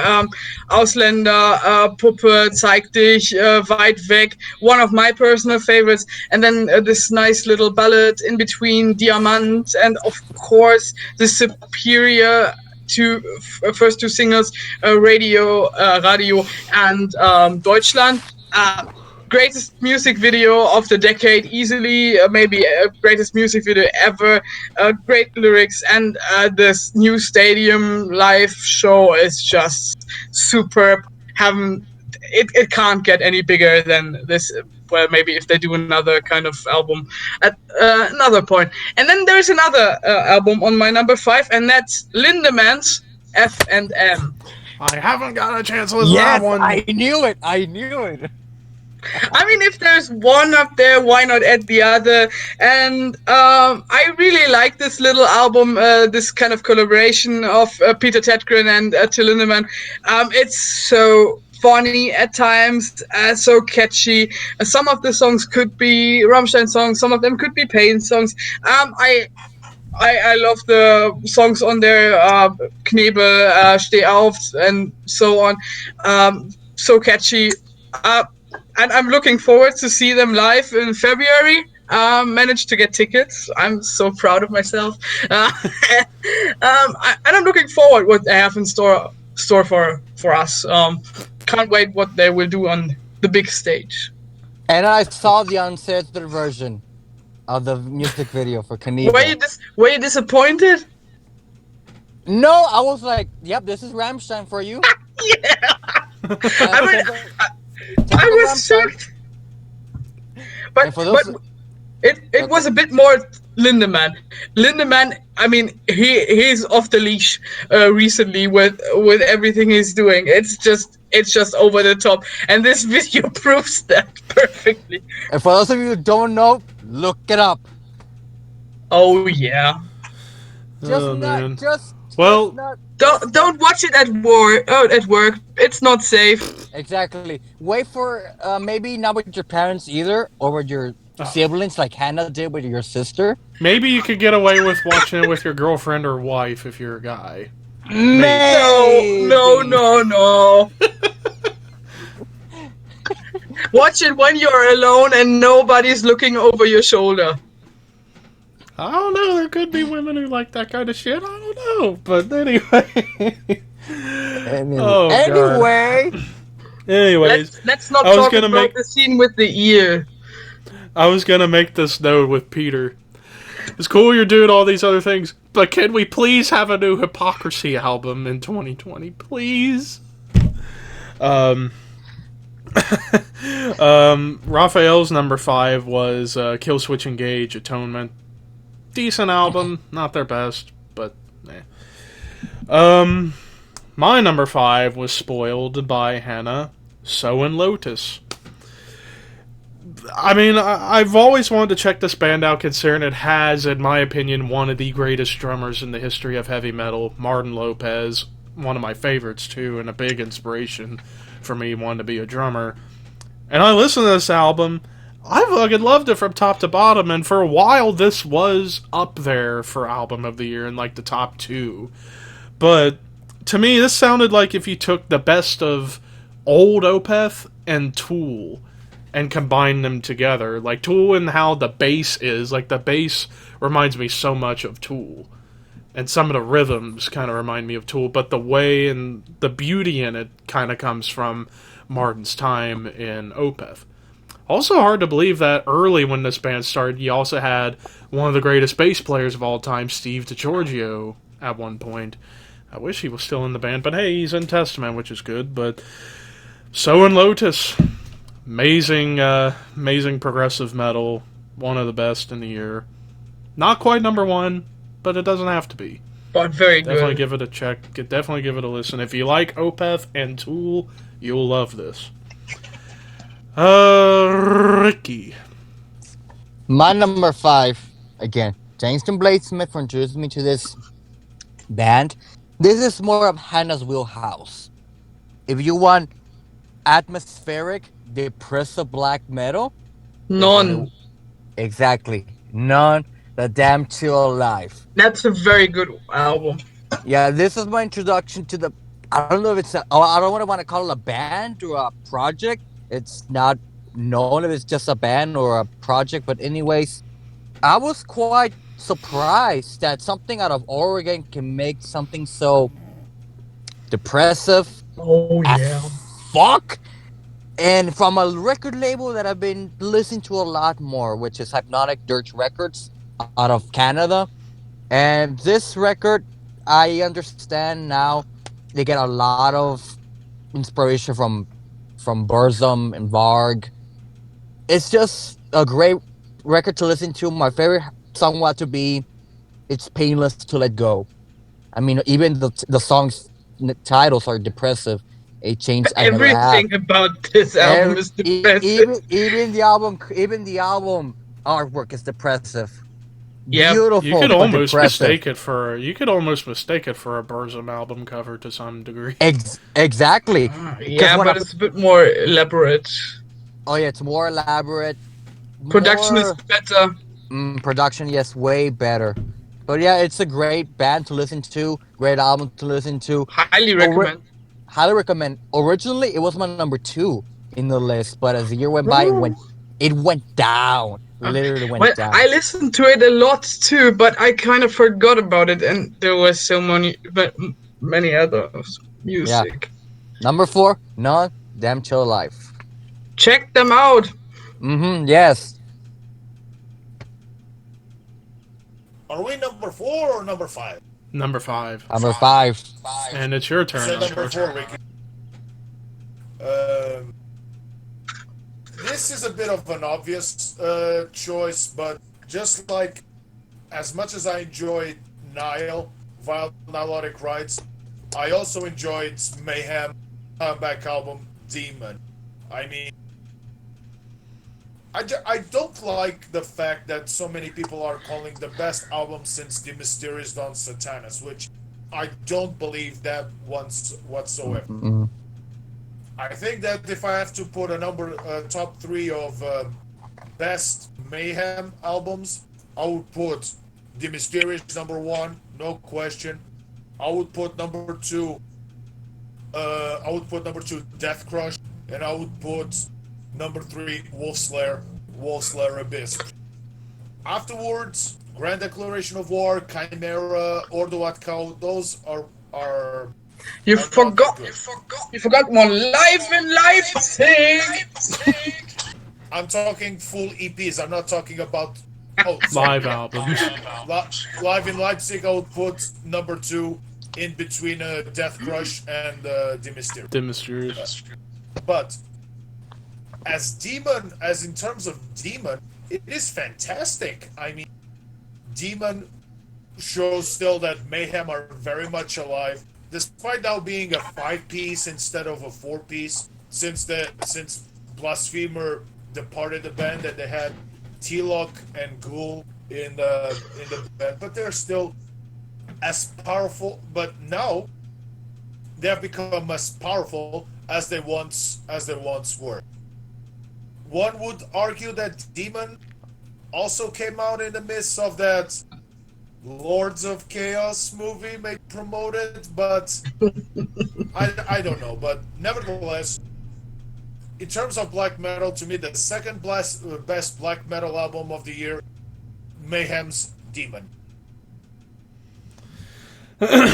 Now we're into the top 4. Raphael's number 4. Oh, Steel Dark Throne Panther, All-Star. Heavy Metal Rules. No, I was just kidding. So Raphael's number 4 was Dark Throne Old Star. Artur, your number 4. And to my pure black metal album, because I also have this on my list, but this is not pure black metal. This is more symphonic certain aspects. But Levi, thank you for recommending me Mortem's Ravensart. When I listened to Ravensart and I listened to the album fully, I mean, it was brilliant. It is, as you said, although I would argue that Ravensart has a little bit more of the anthems era Emperor than it has in the Nightside Eclipse, but I just don't care. I mean, Ravensart as a super, which it is with Elhammer and all these other members that were part of 1349 and Mortem as well. It is really a pure black metal album, and if it wasn't for you, Levi, in a way, I probably would have never listened to this. So, number 4, Ravensart by Mortem. And again, I went into that album thinking it was going to be death metal because they were a death metal band, but no. I was duped. Not like it's a bad thing. No, that's a bad No. thing. I just got caught off guard, as I brought up in the past. But my number 4 is a bit of an oddball. This is definitely an album everyone here should give a listen to. Contrarian, Their Worm Never Dies. Brilliant and beautiful progressive death metal. It's kind of like if you were to combine Opeth with Symbolic and Sound of Perseverance era death combined into a total package. Plus, what's cool, George Callias plays on this album, and he doesn't go absolutely insane like he does in Nile. He actually has more groove and a little more diversity in his drum work on this album. And there are some beautiful parts on this album that really can conjure up many emotions. The first opening notes you hear on the opening track, you could almost mistake it for being a death song. But the more you listen to it, it's more of a tribute, well, not really tribute, but more inspired by Death, Opeth, and many other progressive extreme bands. I feel like this band doesn't get enough respect. I feel like they should be given more of a chance, considering you got George fucking Callias playing on this album. This is one of his bands, so... And the album cover looks really well with a giant worm in a battle of sorts. It's great stuff. It's kind of like sci-fi themed prog death, but it's beautiful. Not so much on like the heavy side, more on the melodic end of the scale. Like I said, if you were to combine Opeth and latter era death, you get Contrarian. So Their Worm Never Dies by Contrarian at number 4. And actually, I tweeted about this being in one of my favorite albums of 2019, and they retweeted it, so... Contrarian likes me, so there you go. More free publicity for you guys. You guys deserve it. Hannah, you're number 4. See them live. See them live. I would love to. Do it! Well, my number 4 has been mentioned before. It's Divided by Darkness by Spirit Adrift. I found this on a few metal blogs, and everybody was kind of recommending it. I got it, but never paid it much attention until I, at one evening, was like, well, I need to listen to some music while reading a book, and then I just simply threw it on. And I was listening to it and was like, well, it doesn't annoy me, it's kind of good. And then I listened to the album Closer. And I was like, what the fuck is this? Is this Pink Floyd? Pink Floyd on steroids. Yeah, on lots of steroids. The thing you have to know about the album Closer, it's called The Way of Return. And it starts out kind of insuspiciously as a doom instrumental, and then it develops into a full blasted David Gilmour solo. And a great solo. How is this not Pink Floyd? The guitar tone on this album, on this song especially, is superb. The way the notes flow into each other and it develops, it's so dramatic. It reminded me so much of songs like Echoes, Marooned, and Comfortably Numb, only to mention a few. And the thing is, I love Pink Floyd, and I immediately fell in love with this instrumental. And then I re-listened to the rest of the album, and I was like, this is great. Why didn't I realize it the first time I was listening to it? And I mean, ever since this kind of revelation, I've been coming back and back and back, re-listening to this album, and it's on my iPod, it's in my car, it's everywhere, and it caught me by surprise, and especially the album Closer. I can't get enough of it.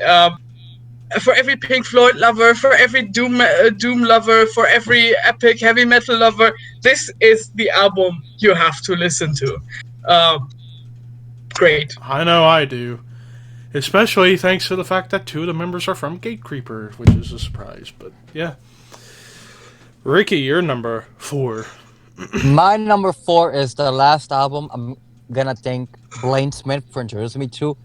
And this is an odd one because the release date for this record is on December 13th. Versus for some weird reason, it's already on iTunes. It's already on YouTube. And since I pre-ordered the album, I listened to it in full. And that is Officium Tries The Death of Gaia. Now, Officium Tries is a death doom band from the Netherlands, combining early Anathema with My Dying Bride.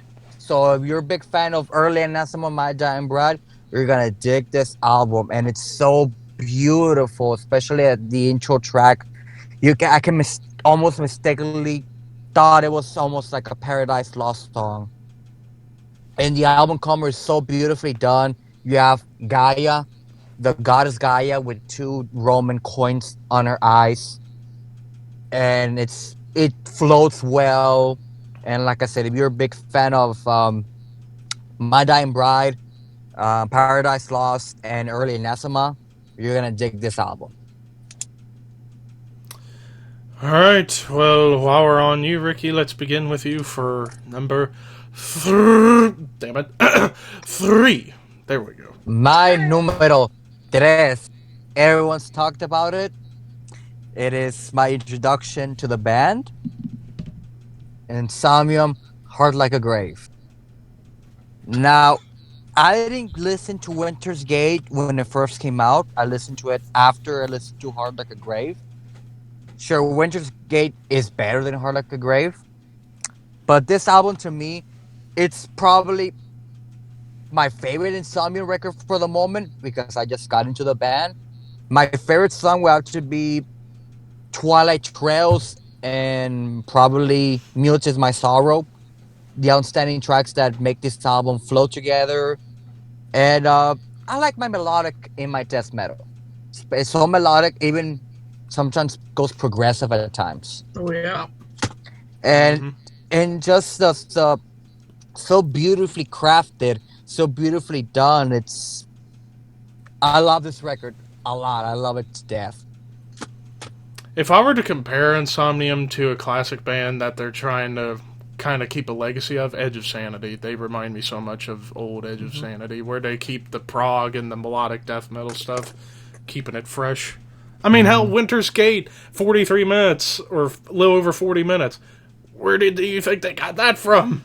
Crimson. But that beside the point.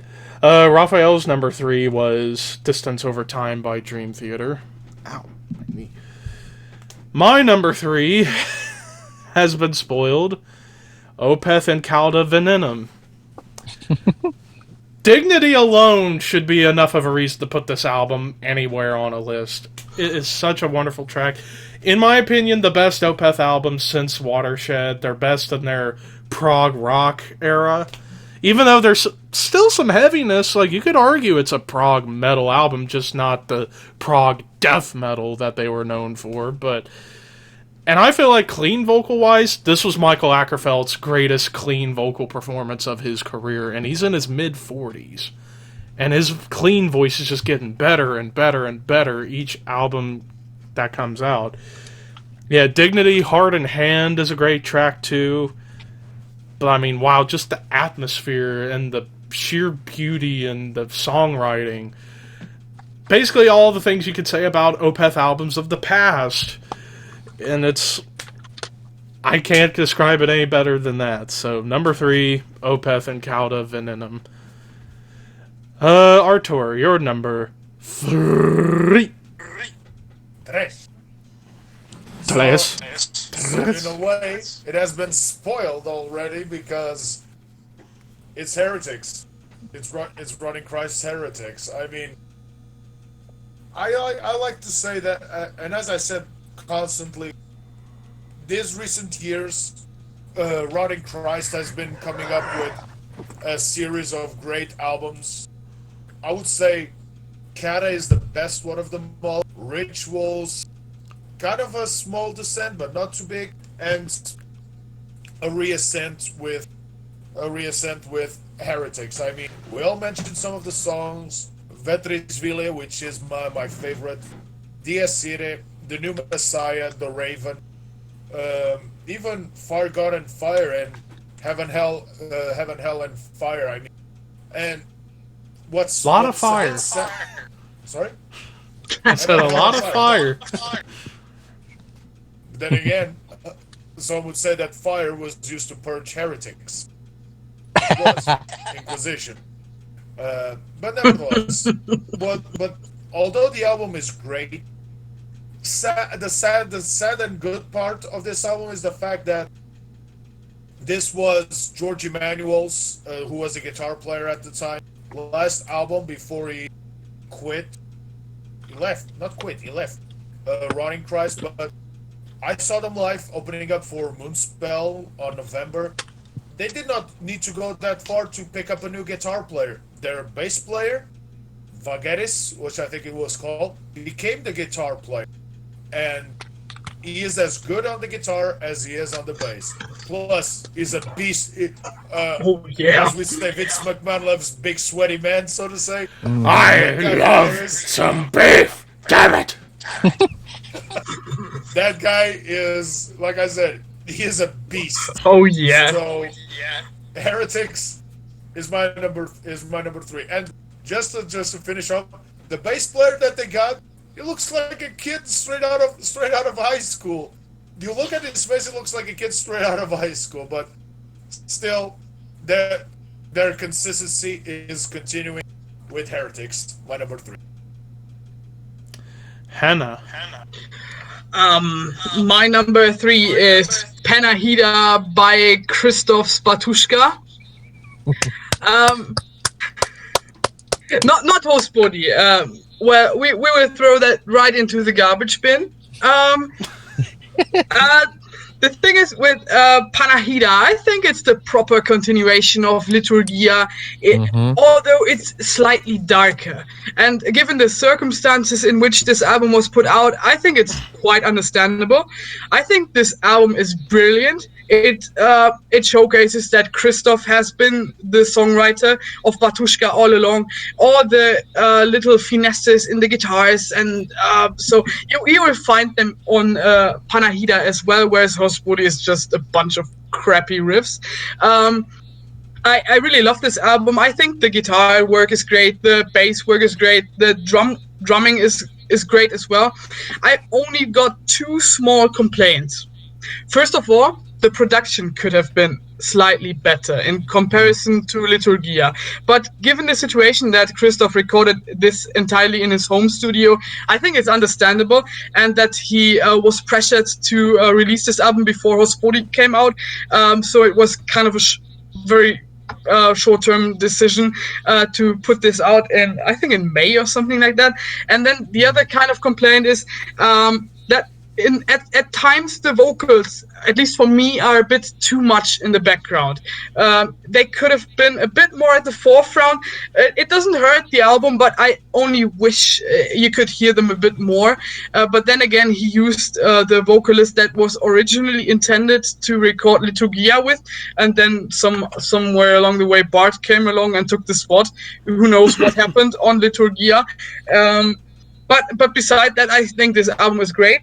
And what I love most about this record is the second track. It continues the live intro for the Liturgia tour. And I get chills every time I listen to this intro that he somehow wove into the second song of this album. I think Krzysztof is brilliant. I can't wait till he returns back on stage. I'm trying to catch him somewhere, but I'm not sure yet if I will make it in 2020 to see him. But then again, great album. Check it out. Ignore Bart. Check out Krzysztof. Let's have a Batushka fest. But let's not invite Bart. Nah, he will be the garbage disposal. He will be the clown or the Joker or something you throw Rotten Tomatoes at. He'd be the festival idiot. Yeah. Mm-hmm. Well, it's time for the top 2, and before I get to everyone else, so Raphael's number 2 was Sabaton the Great War. You son of a gun, that's my number 2, damn it. Well, go ahead and talk about it then, now that we're on you. Raphael. It sounds like you two are going to have a McMahon- talk about as this. Vince McMahon would say, damn it. Damn it. I mean, as Ricky also pointed out, yeah, I'm also a bit of a history whiz kid. I mean, it's part of my job in a way. And when I heard that Sabaton was quitting a little bit World War II and going back to one, especially since this year was the 100 years after the armistice, I was curious, and especially checking out some of the tracks. I mean, 82nd, the Fields of Verdun, the Great War in general, the Red Baron, possibly one of my favorite songs of that album, the Future of Warfare, and the End of the War to End All Wars, talking about the armistice. I mean, Sabaton really came out on top, especially talking about an album which talks about, in a way, a very underrated subject in most songs, which is the First World War. So the Great War is also my number 2 album. And also, just to point out, in a way, since we're talking about the end of the year, fuck Manowar for quitting on Hellfest for no reason whatsoever, so they can throw a diva fit all the way. But hey, Manowar, Sabaton just gave you a lesson on ethics and how to become a professional. Especially since in one of those days, Joaquin, who was the vocalist for Sabaton, he had his voice shattered. He could not sing. But thankfully, the guitar players took up the slack. So, fuck you, Manowar. Long live Sabaton. Alright, now I must preface my number 2. Oh, Because- no. Please, no. Because... Please, no. Please, no. Hold up, Ricky. So, I was having a hard time trying to figure out which of these two for my number 1 and number 2 it was going to be, because it was that close. These two albums I gave for my video reviews, these were the only albums I gave a perfect score to. One of them's more recent than the other, so there's one that I've had to digest more than the other, and it had to literally come down to a coin flip, and the one that lost a coin flip is the one that's been out longer that ends up at number 2. When a Shadow is Forced into the Light by Swallow the Sun. No! Are you kidding me? That's my number 1. That's my number 1! Okay, Levi just committed mass murder. Double murder, more like it, but... I mean... Screw you! Screw you! Die! Die! Die! Classic quote. But... anyways, so...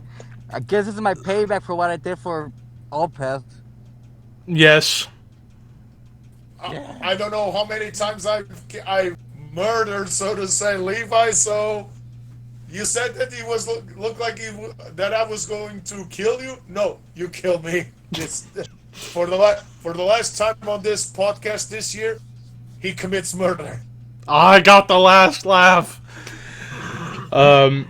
Anyways, so this was the first time I had listened to Swallow the Sun.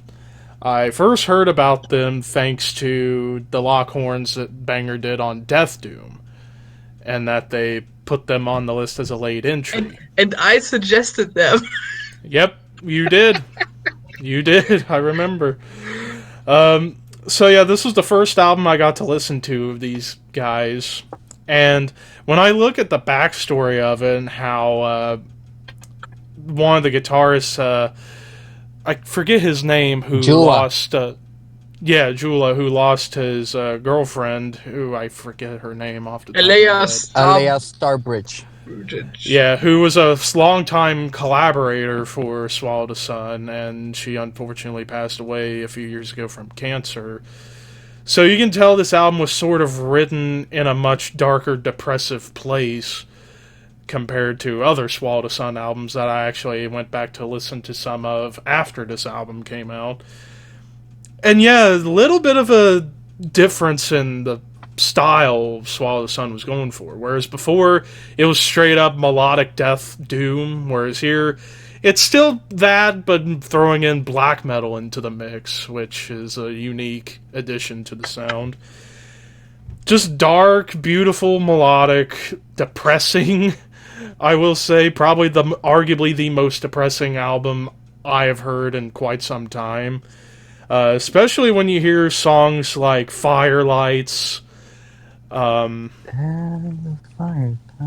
Yeah, that's such a wonderful song, and I liked singing along to that for a while.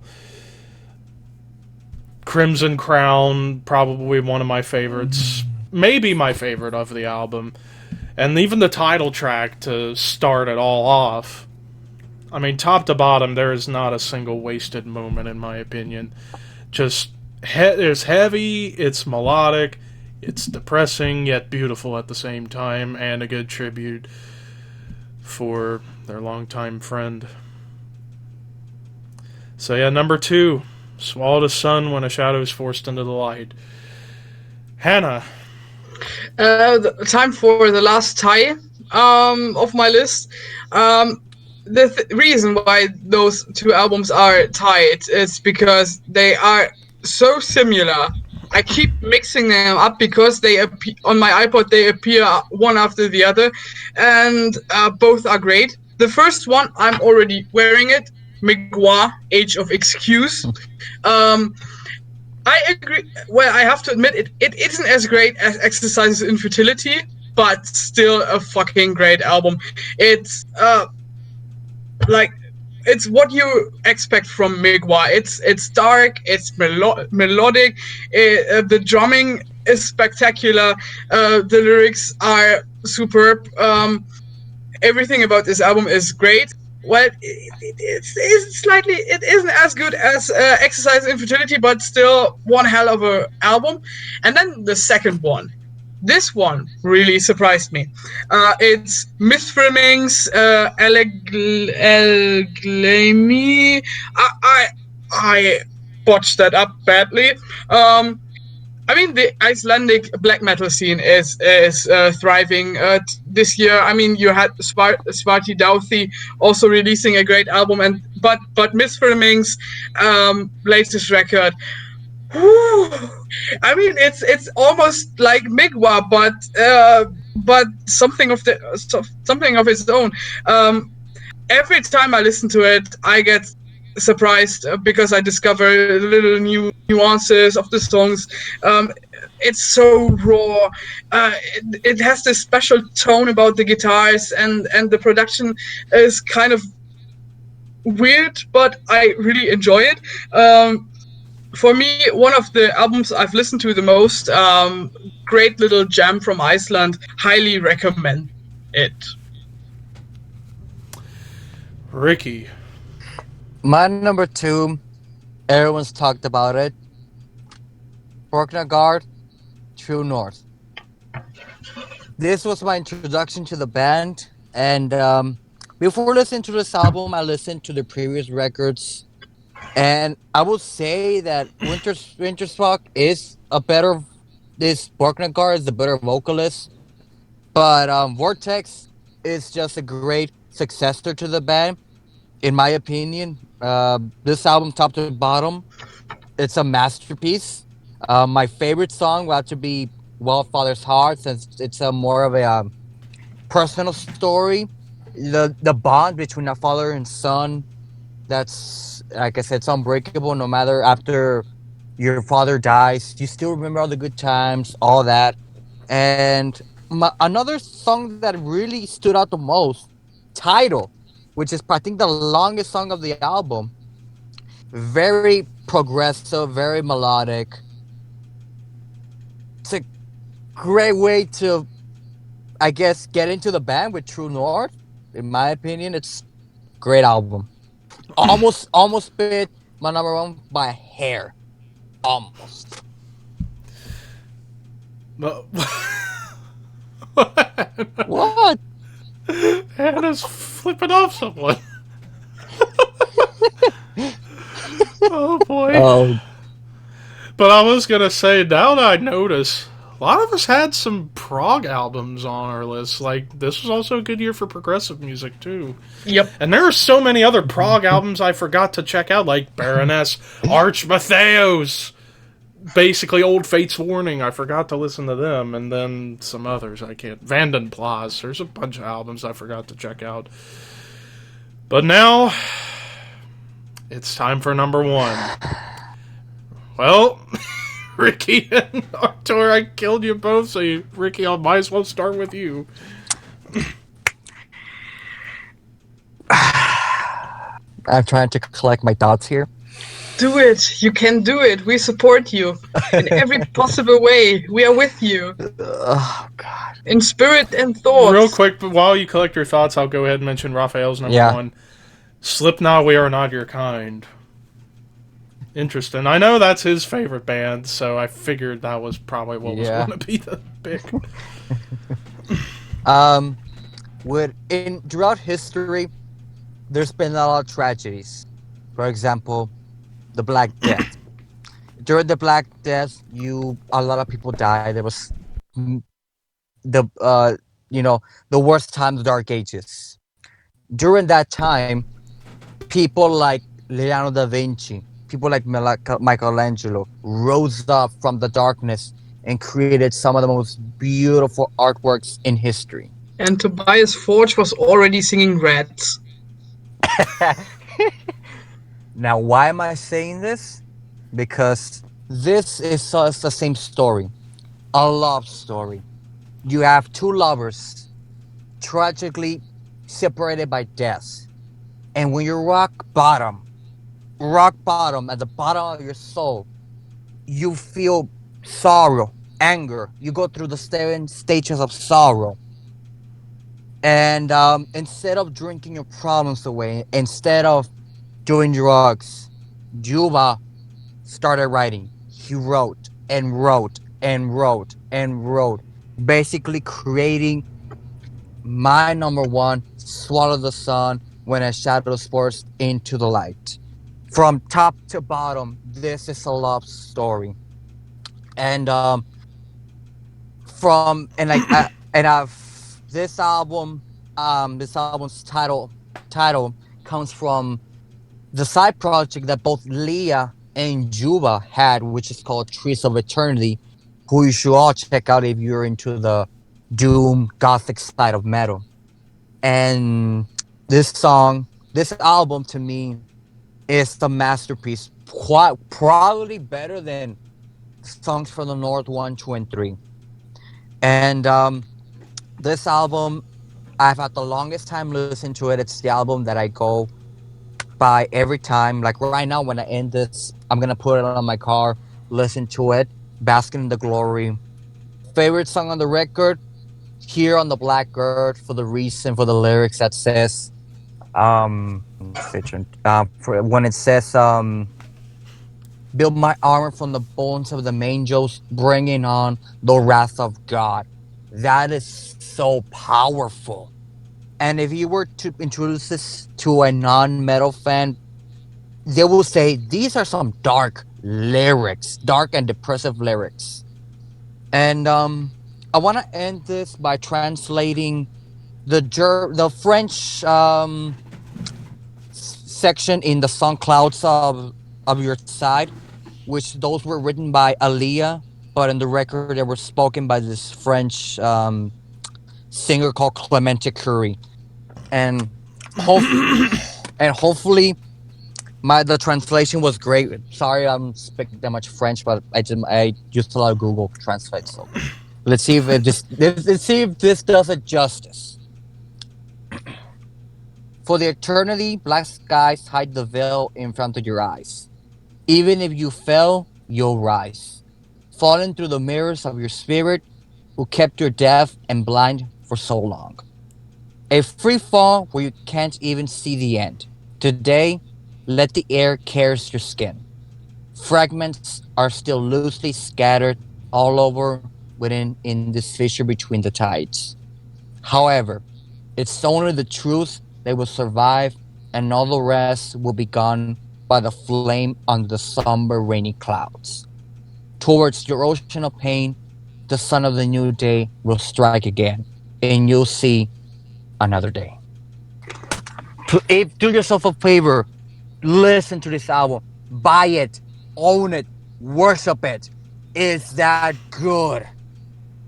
And I'm in love with this album to death. I'm done. Yeah, and what's amazing, it was released all the way back in January. Exactly. And it had that much staying power, which is testament to the album. Exactly. Since January, at the beginning of the year, I thought nothing would surpass it. And I was right. Nothing comes close to it. Artur. I just want to point out that we were doing the Keith Lee post when Ricky started to say "bask in his glory." So, in a way, I cannot do any more justice to what Ricky has said. Even I, when I listened back in January to Swallow the Sun, without knowing the story of what happened to the band and to its members and stuff, I just for the music alone, I thought already that hell, despite no matter the releases that are going to come out, this is going to be very hard to top. And Lord behold, for both myself and Ricky, it's our number one, Swallow the Sun, where the shadows force into light. And if I have one regret this year with all the shows that we had here in Portugal, I don't know. I don't remember if it was because of work issues or because of other issues. Swallow the Sun came to Portugal in about April, and I could not see them, but I had some friends of mine who saw them, and it was amazing. So I won't do any more. Descriptions. No better than Ricky said. But Swallow the Sun is my and Ricky's number one. Hannah. A quick honorable mention: Swallow the Sun. The thing is, I have it on vinyl and I listen to it, but I can't. It slipped my radar. I don't know why. I couldn't connect to it as much as I connected to songs from the north. I've got no idea why. Just like Heart Like a Grave from Insomnium also slipped my radar. Yeah. Mm-hmm. Well, I simply forgot about it, and I tried to listen to it several times, and I just couldn't connect to it. I've got no idea why. But now let's move to my number one. You know that I love ritualistic, kind of enchanting black metal. And the thing is, one of the best bands you could go to when you want to listen to stuff like that is Shamash. And they, I was really excited about their new album, Hearts of No Light. Because Triangle, their previous album, is just a masterpiece. And then the EP that followed, the Malador Chance Hermaphrodite, they blew me away. But Hearts of No Light, it's a good album, but not as good as I as I hoped it would be. But then there was another album I found, and it blew me away. It still does. It captivates me like nothing else, and it's quite curious why. And it's Mephorage, Shem Ha Mephorage. The thing is, their first three records are shit. I tried to listen to them, and especially the first two albums are just rubbish. And then the third one, the Rights to Nullification, it was a bit better, but still not good. And then I listened to this one, and I was honestly surprised. I was blown away. I mean, it's about 1 hour and 15 minutes long, and it chants you, it hypnotizes you, it captivates you throughout the entire duration, during the entire length of this album. The songs flow into each other. It's very elaborate with chants, with ritualistic passages. It's just very well written, and two of my favorite songs, Sanguinem and the title track. I've listened to this one so often. Can't get enough of it. It takes me to other places. And I worship this like nothing else that has been released in 2019. And I know I rambled a lot since nobody knows this album, but give it a try. It's weird, but I like it. Alright, my number one, the album that won the coin flip over Swallow the Sun. This is a fairly recent album that just came out on Black Friday a couple weeks ago. I was hyped for this album thanks to the 2, 3, maybe 4 singles they put out of this album. And this band has been on a tear for about 13 years. Ever since about 2006, when they started making waves thanks to being signed to Metal Blade, and have since arguably become the biggest band on Metal Blade Records. And album cover is absolutely haunting, it's amazing, and it doesn't get more metal than it. Number one, Death Atlas by Cattle Decapitation. I cannot put into words how brilliant this album is.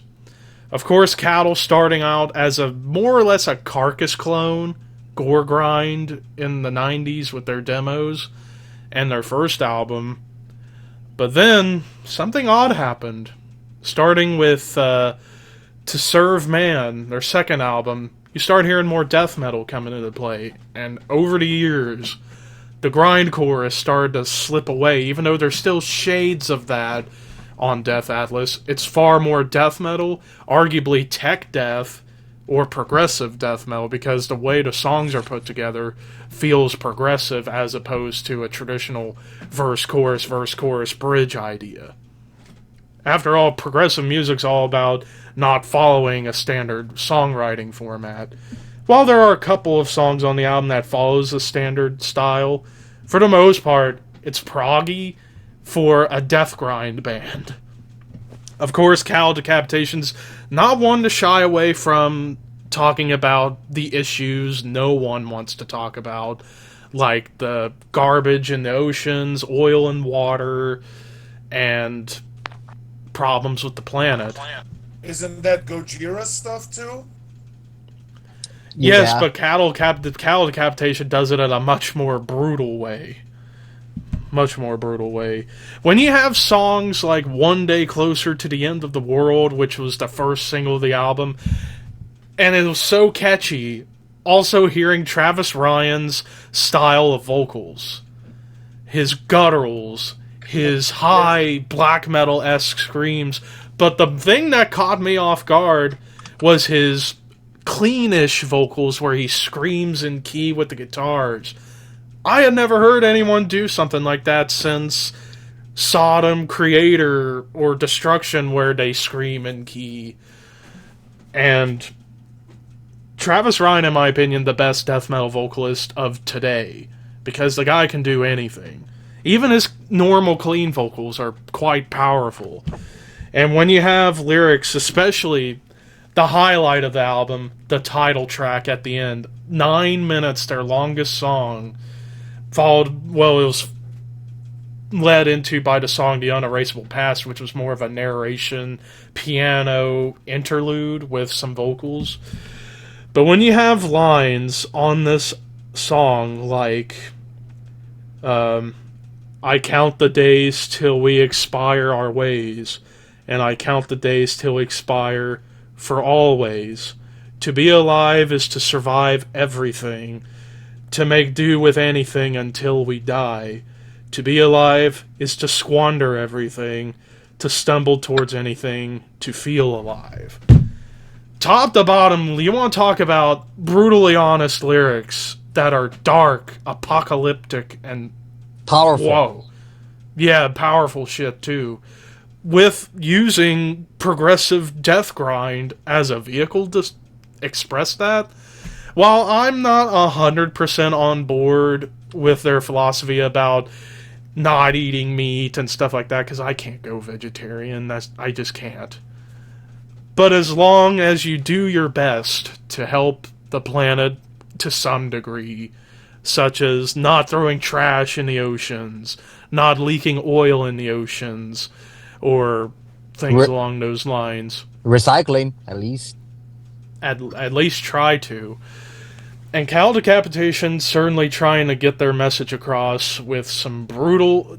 If I were to describe this album, it is a vicious onslaught that will punch you in the face many times, but also get you thinking. Top to bottom, number 1, Death Atlas by Cattle Decapitation. And like I said, the album cover kind of conjures up that message, with the Grim Reaper holding a burning earth in space with an hourglass signaling the end times. What more can I say? And that does it for this episode. However, before we leave, let's talk a little bit about 2020. What can we expect from 2020 release-wise? We know we got confirmed releases coming from bands such as Annihilator, Ozzy's finally releasing work solo-wise for the first time in a decade. Apocalyptica's got an album coming out in just a few weeks. So it's getting there. But we're also expecting some other bands releasing albums. We got potential releases from Carcass finally releasing their follow-up to their masterpiece Surgical Steel. Some big bands perhaps releasing new material. Mastodon, Avenged Sevenfold, Trivium, Black Dahlia Murder, possibly Iron Maiden if we're lucky. Enslaved. Enslaved, we're due for a new Enslaved album. Moonspell is going to release, from what I heard. Yep. And now for some... And then for some underground legends, probably a new Cannibal Corpse album we're due since it's been a little while. Broken Hope, please release something new in 2017. Asphyx renew something, or 2017 was their last album I meant. But yeah, Asphyx release something. I think that'd be great. AC/DC, please. Please. Perhaps we could get AC/DC. There's so many possibilities. Megadeth's rumored to have an album out in 2020, despite... Huh? Huh? I heard it. I was like, what? I mean, we have to start the rumors. This time will be it will be literally 10,000 days. If I would have a request, so to say, Skullmold, give us another album, please. Skullmold. But Jesus. if we want to have with releases, I mean, you can go Skullmold, to see if they can release a new album. Although I would try to. Maybe I'll be pushing a bit the envelope, but the successor to Iliad. It's too early, but he will release an album with Me and the Man. And just to poke the bear. No. Ghost. Go. Maybe? I mean, hey, I'll give Tobias credit. If he lives up to his word that it's supposed to be heavier than a prequel, then we'll see. I don't care. What was that But again? regardless, what is that? Hannah, that you always say? But in a more Screw them. also what we can expect from 2020. I mean, we already have the lineups for all major festivals. We have the lineup for Hellfest 2020. Lineup for Grasspop as well. Lineup I'm for so Download stoked. in my own shores, Vagos is starting to come up nicely. I mean, we already have Elevati, Asphyx, Behemoth, Testament as a headliner. Although here and also we're scheduled to Dream Theater supposedly is coming as well. I'll try to see that Belphegor date. Merciful Fate, I'm so there. I'm so there for Merciful Fate. King Diamond, the new album next year. Yeah, we forgot. The Institute is coming. The Institute is coming out next year, and I think that what we can expect. And I forgot the most important thing: the hair metal comeback tour of the century. Oh no! Of course, I'm being ironic. Of course, I'm being ironic, but Well, I've got one thing that is even more important, and I'm not joking. I think somebody with a hat on his head, who is currently present in this chat, is going to lose his concert virginity. Yes. Maybe. Yes. Yes. Maybe. The only question is, will the new Tool album come out before he loses his concert virginity? I would bet that if Asphyx was coming to his state, he would see it. No. Broken Hope. He's getting depressed. I had just realized I made a massive brain fart. What? It smells. I can smell it here. Well, earlier I was bringing up about how this year was comebacks. How could I forget this one? Ex-Hoarder. I forgot about Ex-Hoarder. They had an album out this year. It would have been on my honorable mentions regardless, but how do I forget about them? The important thing, that's the more important thing. Levi is going to lose his concert virginity. We'll see. I mean, right now the best estimate is to go see Ozzy in June, but I don't know. At least Do it's it. something. It's Ozzy and Priest. Hmm? But regardless, I mean, and then other bands that I know have confirmed albums for 2020, Exodus and Testament are supposed to have releases in 2020, so it's gonna be a year for thrash. It looks like for 2020, Bay Area wise. Is Metallica coming out with a new album next year? Rumor has it, not a studio album, but supposedly they're working on another, like, S&M 2, which will be interesting. They're working on possibly doing another symphonic Garage album, live album. A Garage Inc. would be great to hear them do some new covers. That'd be awesome. Something Metallica, I feel, is coming in 2020. I don't think it will be a studio album. I think it will be either a live album or a cover album.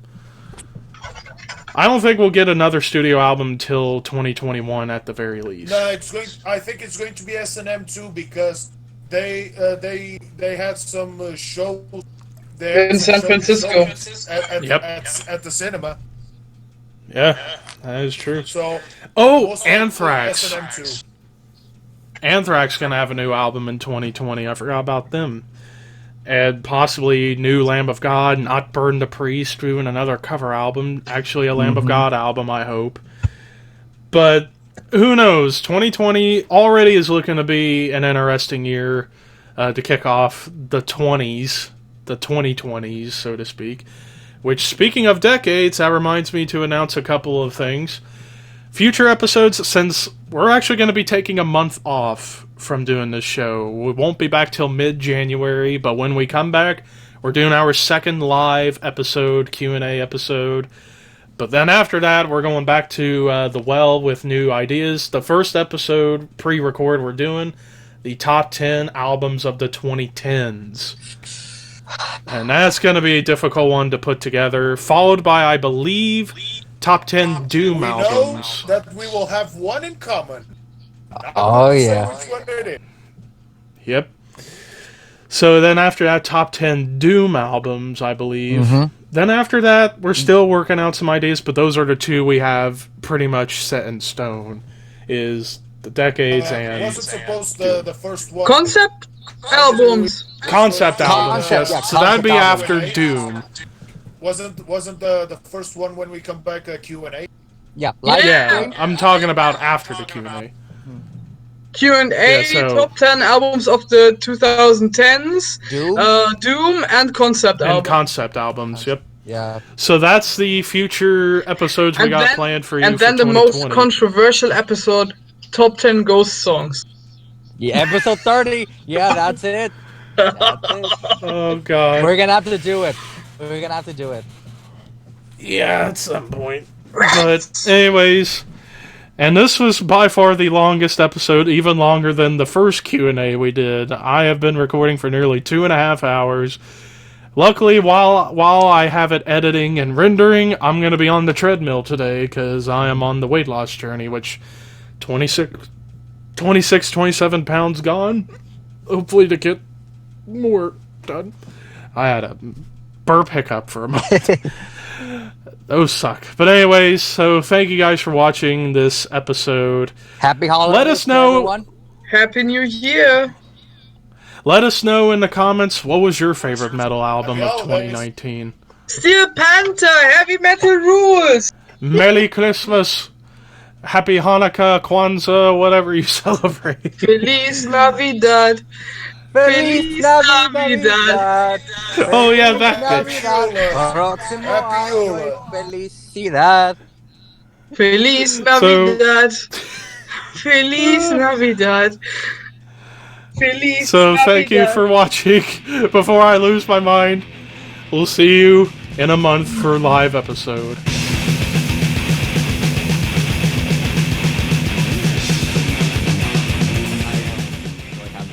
What? Oh, good lord! Holy fuck! Oh, oh my god! Ah! No! Quit trying. You had the gun too! Oh shoot, I forgot. You're my test, oh god. Oh my goodness! Holy. Somebody What shot just X. happened to Carson? Somebody shot I or just face planted a freaking container.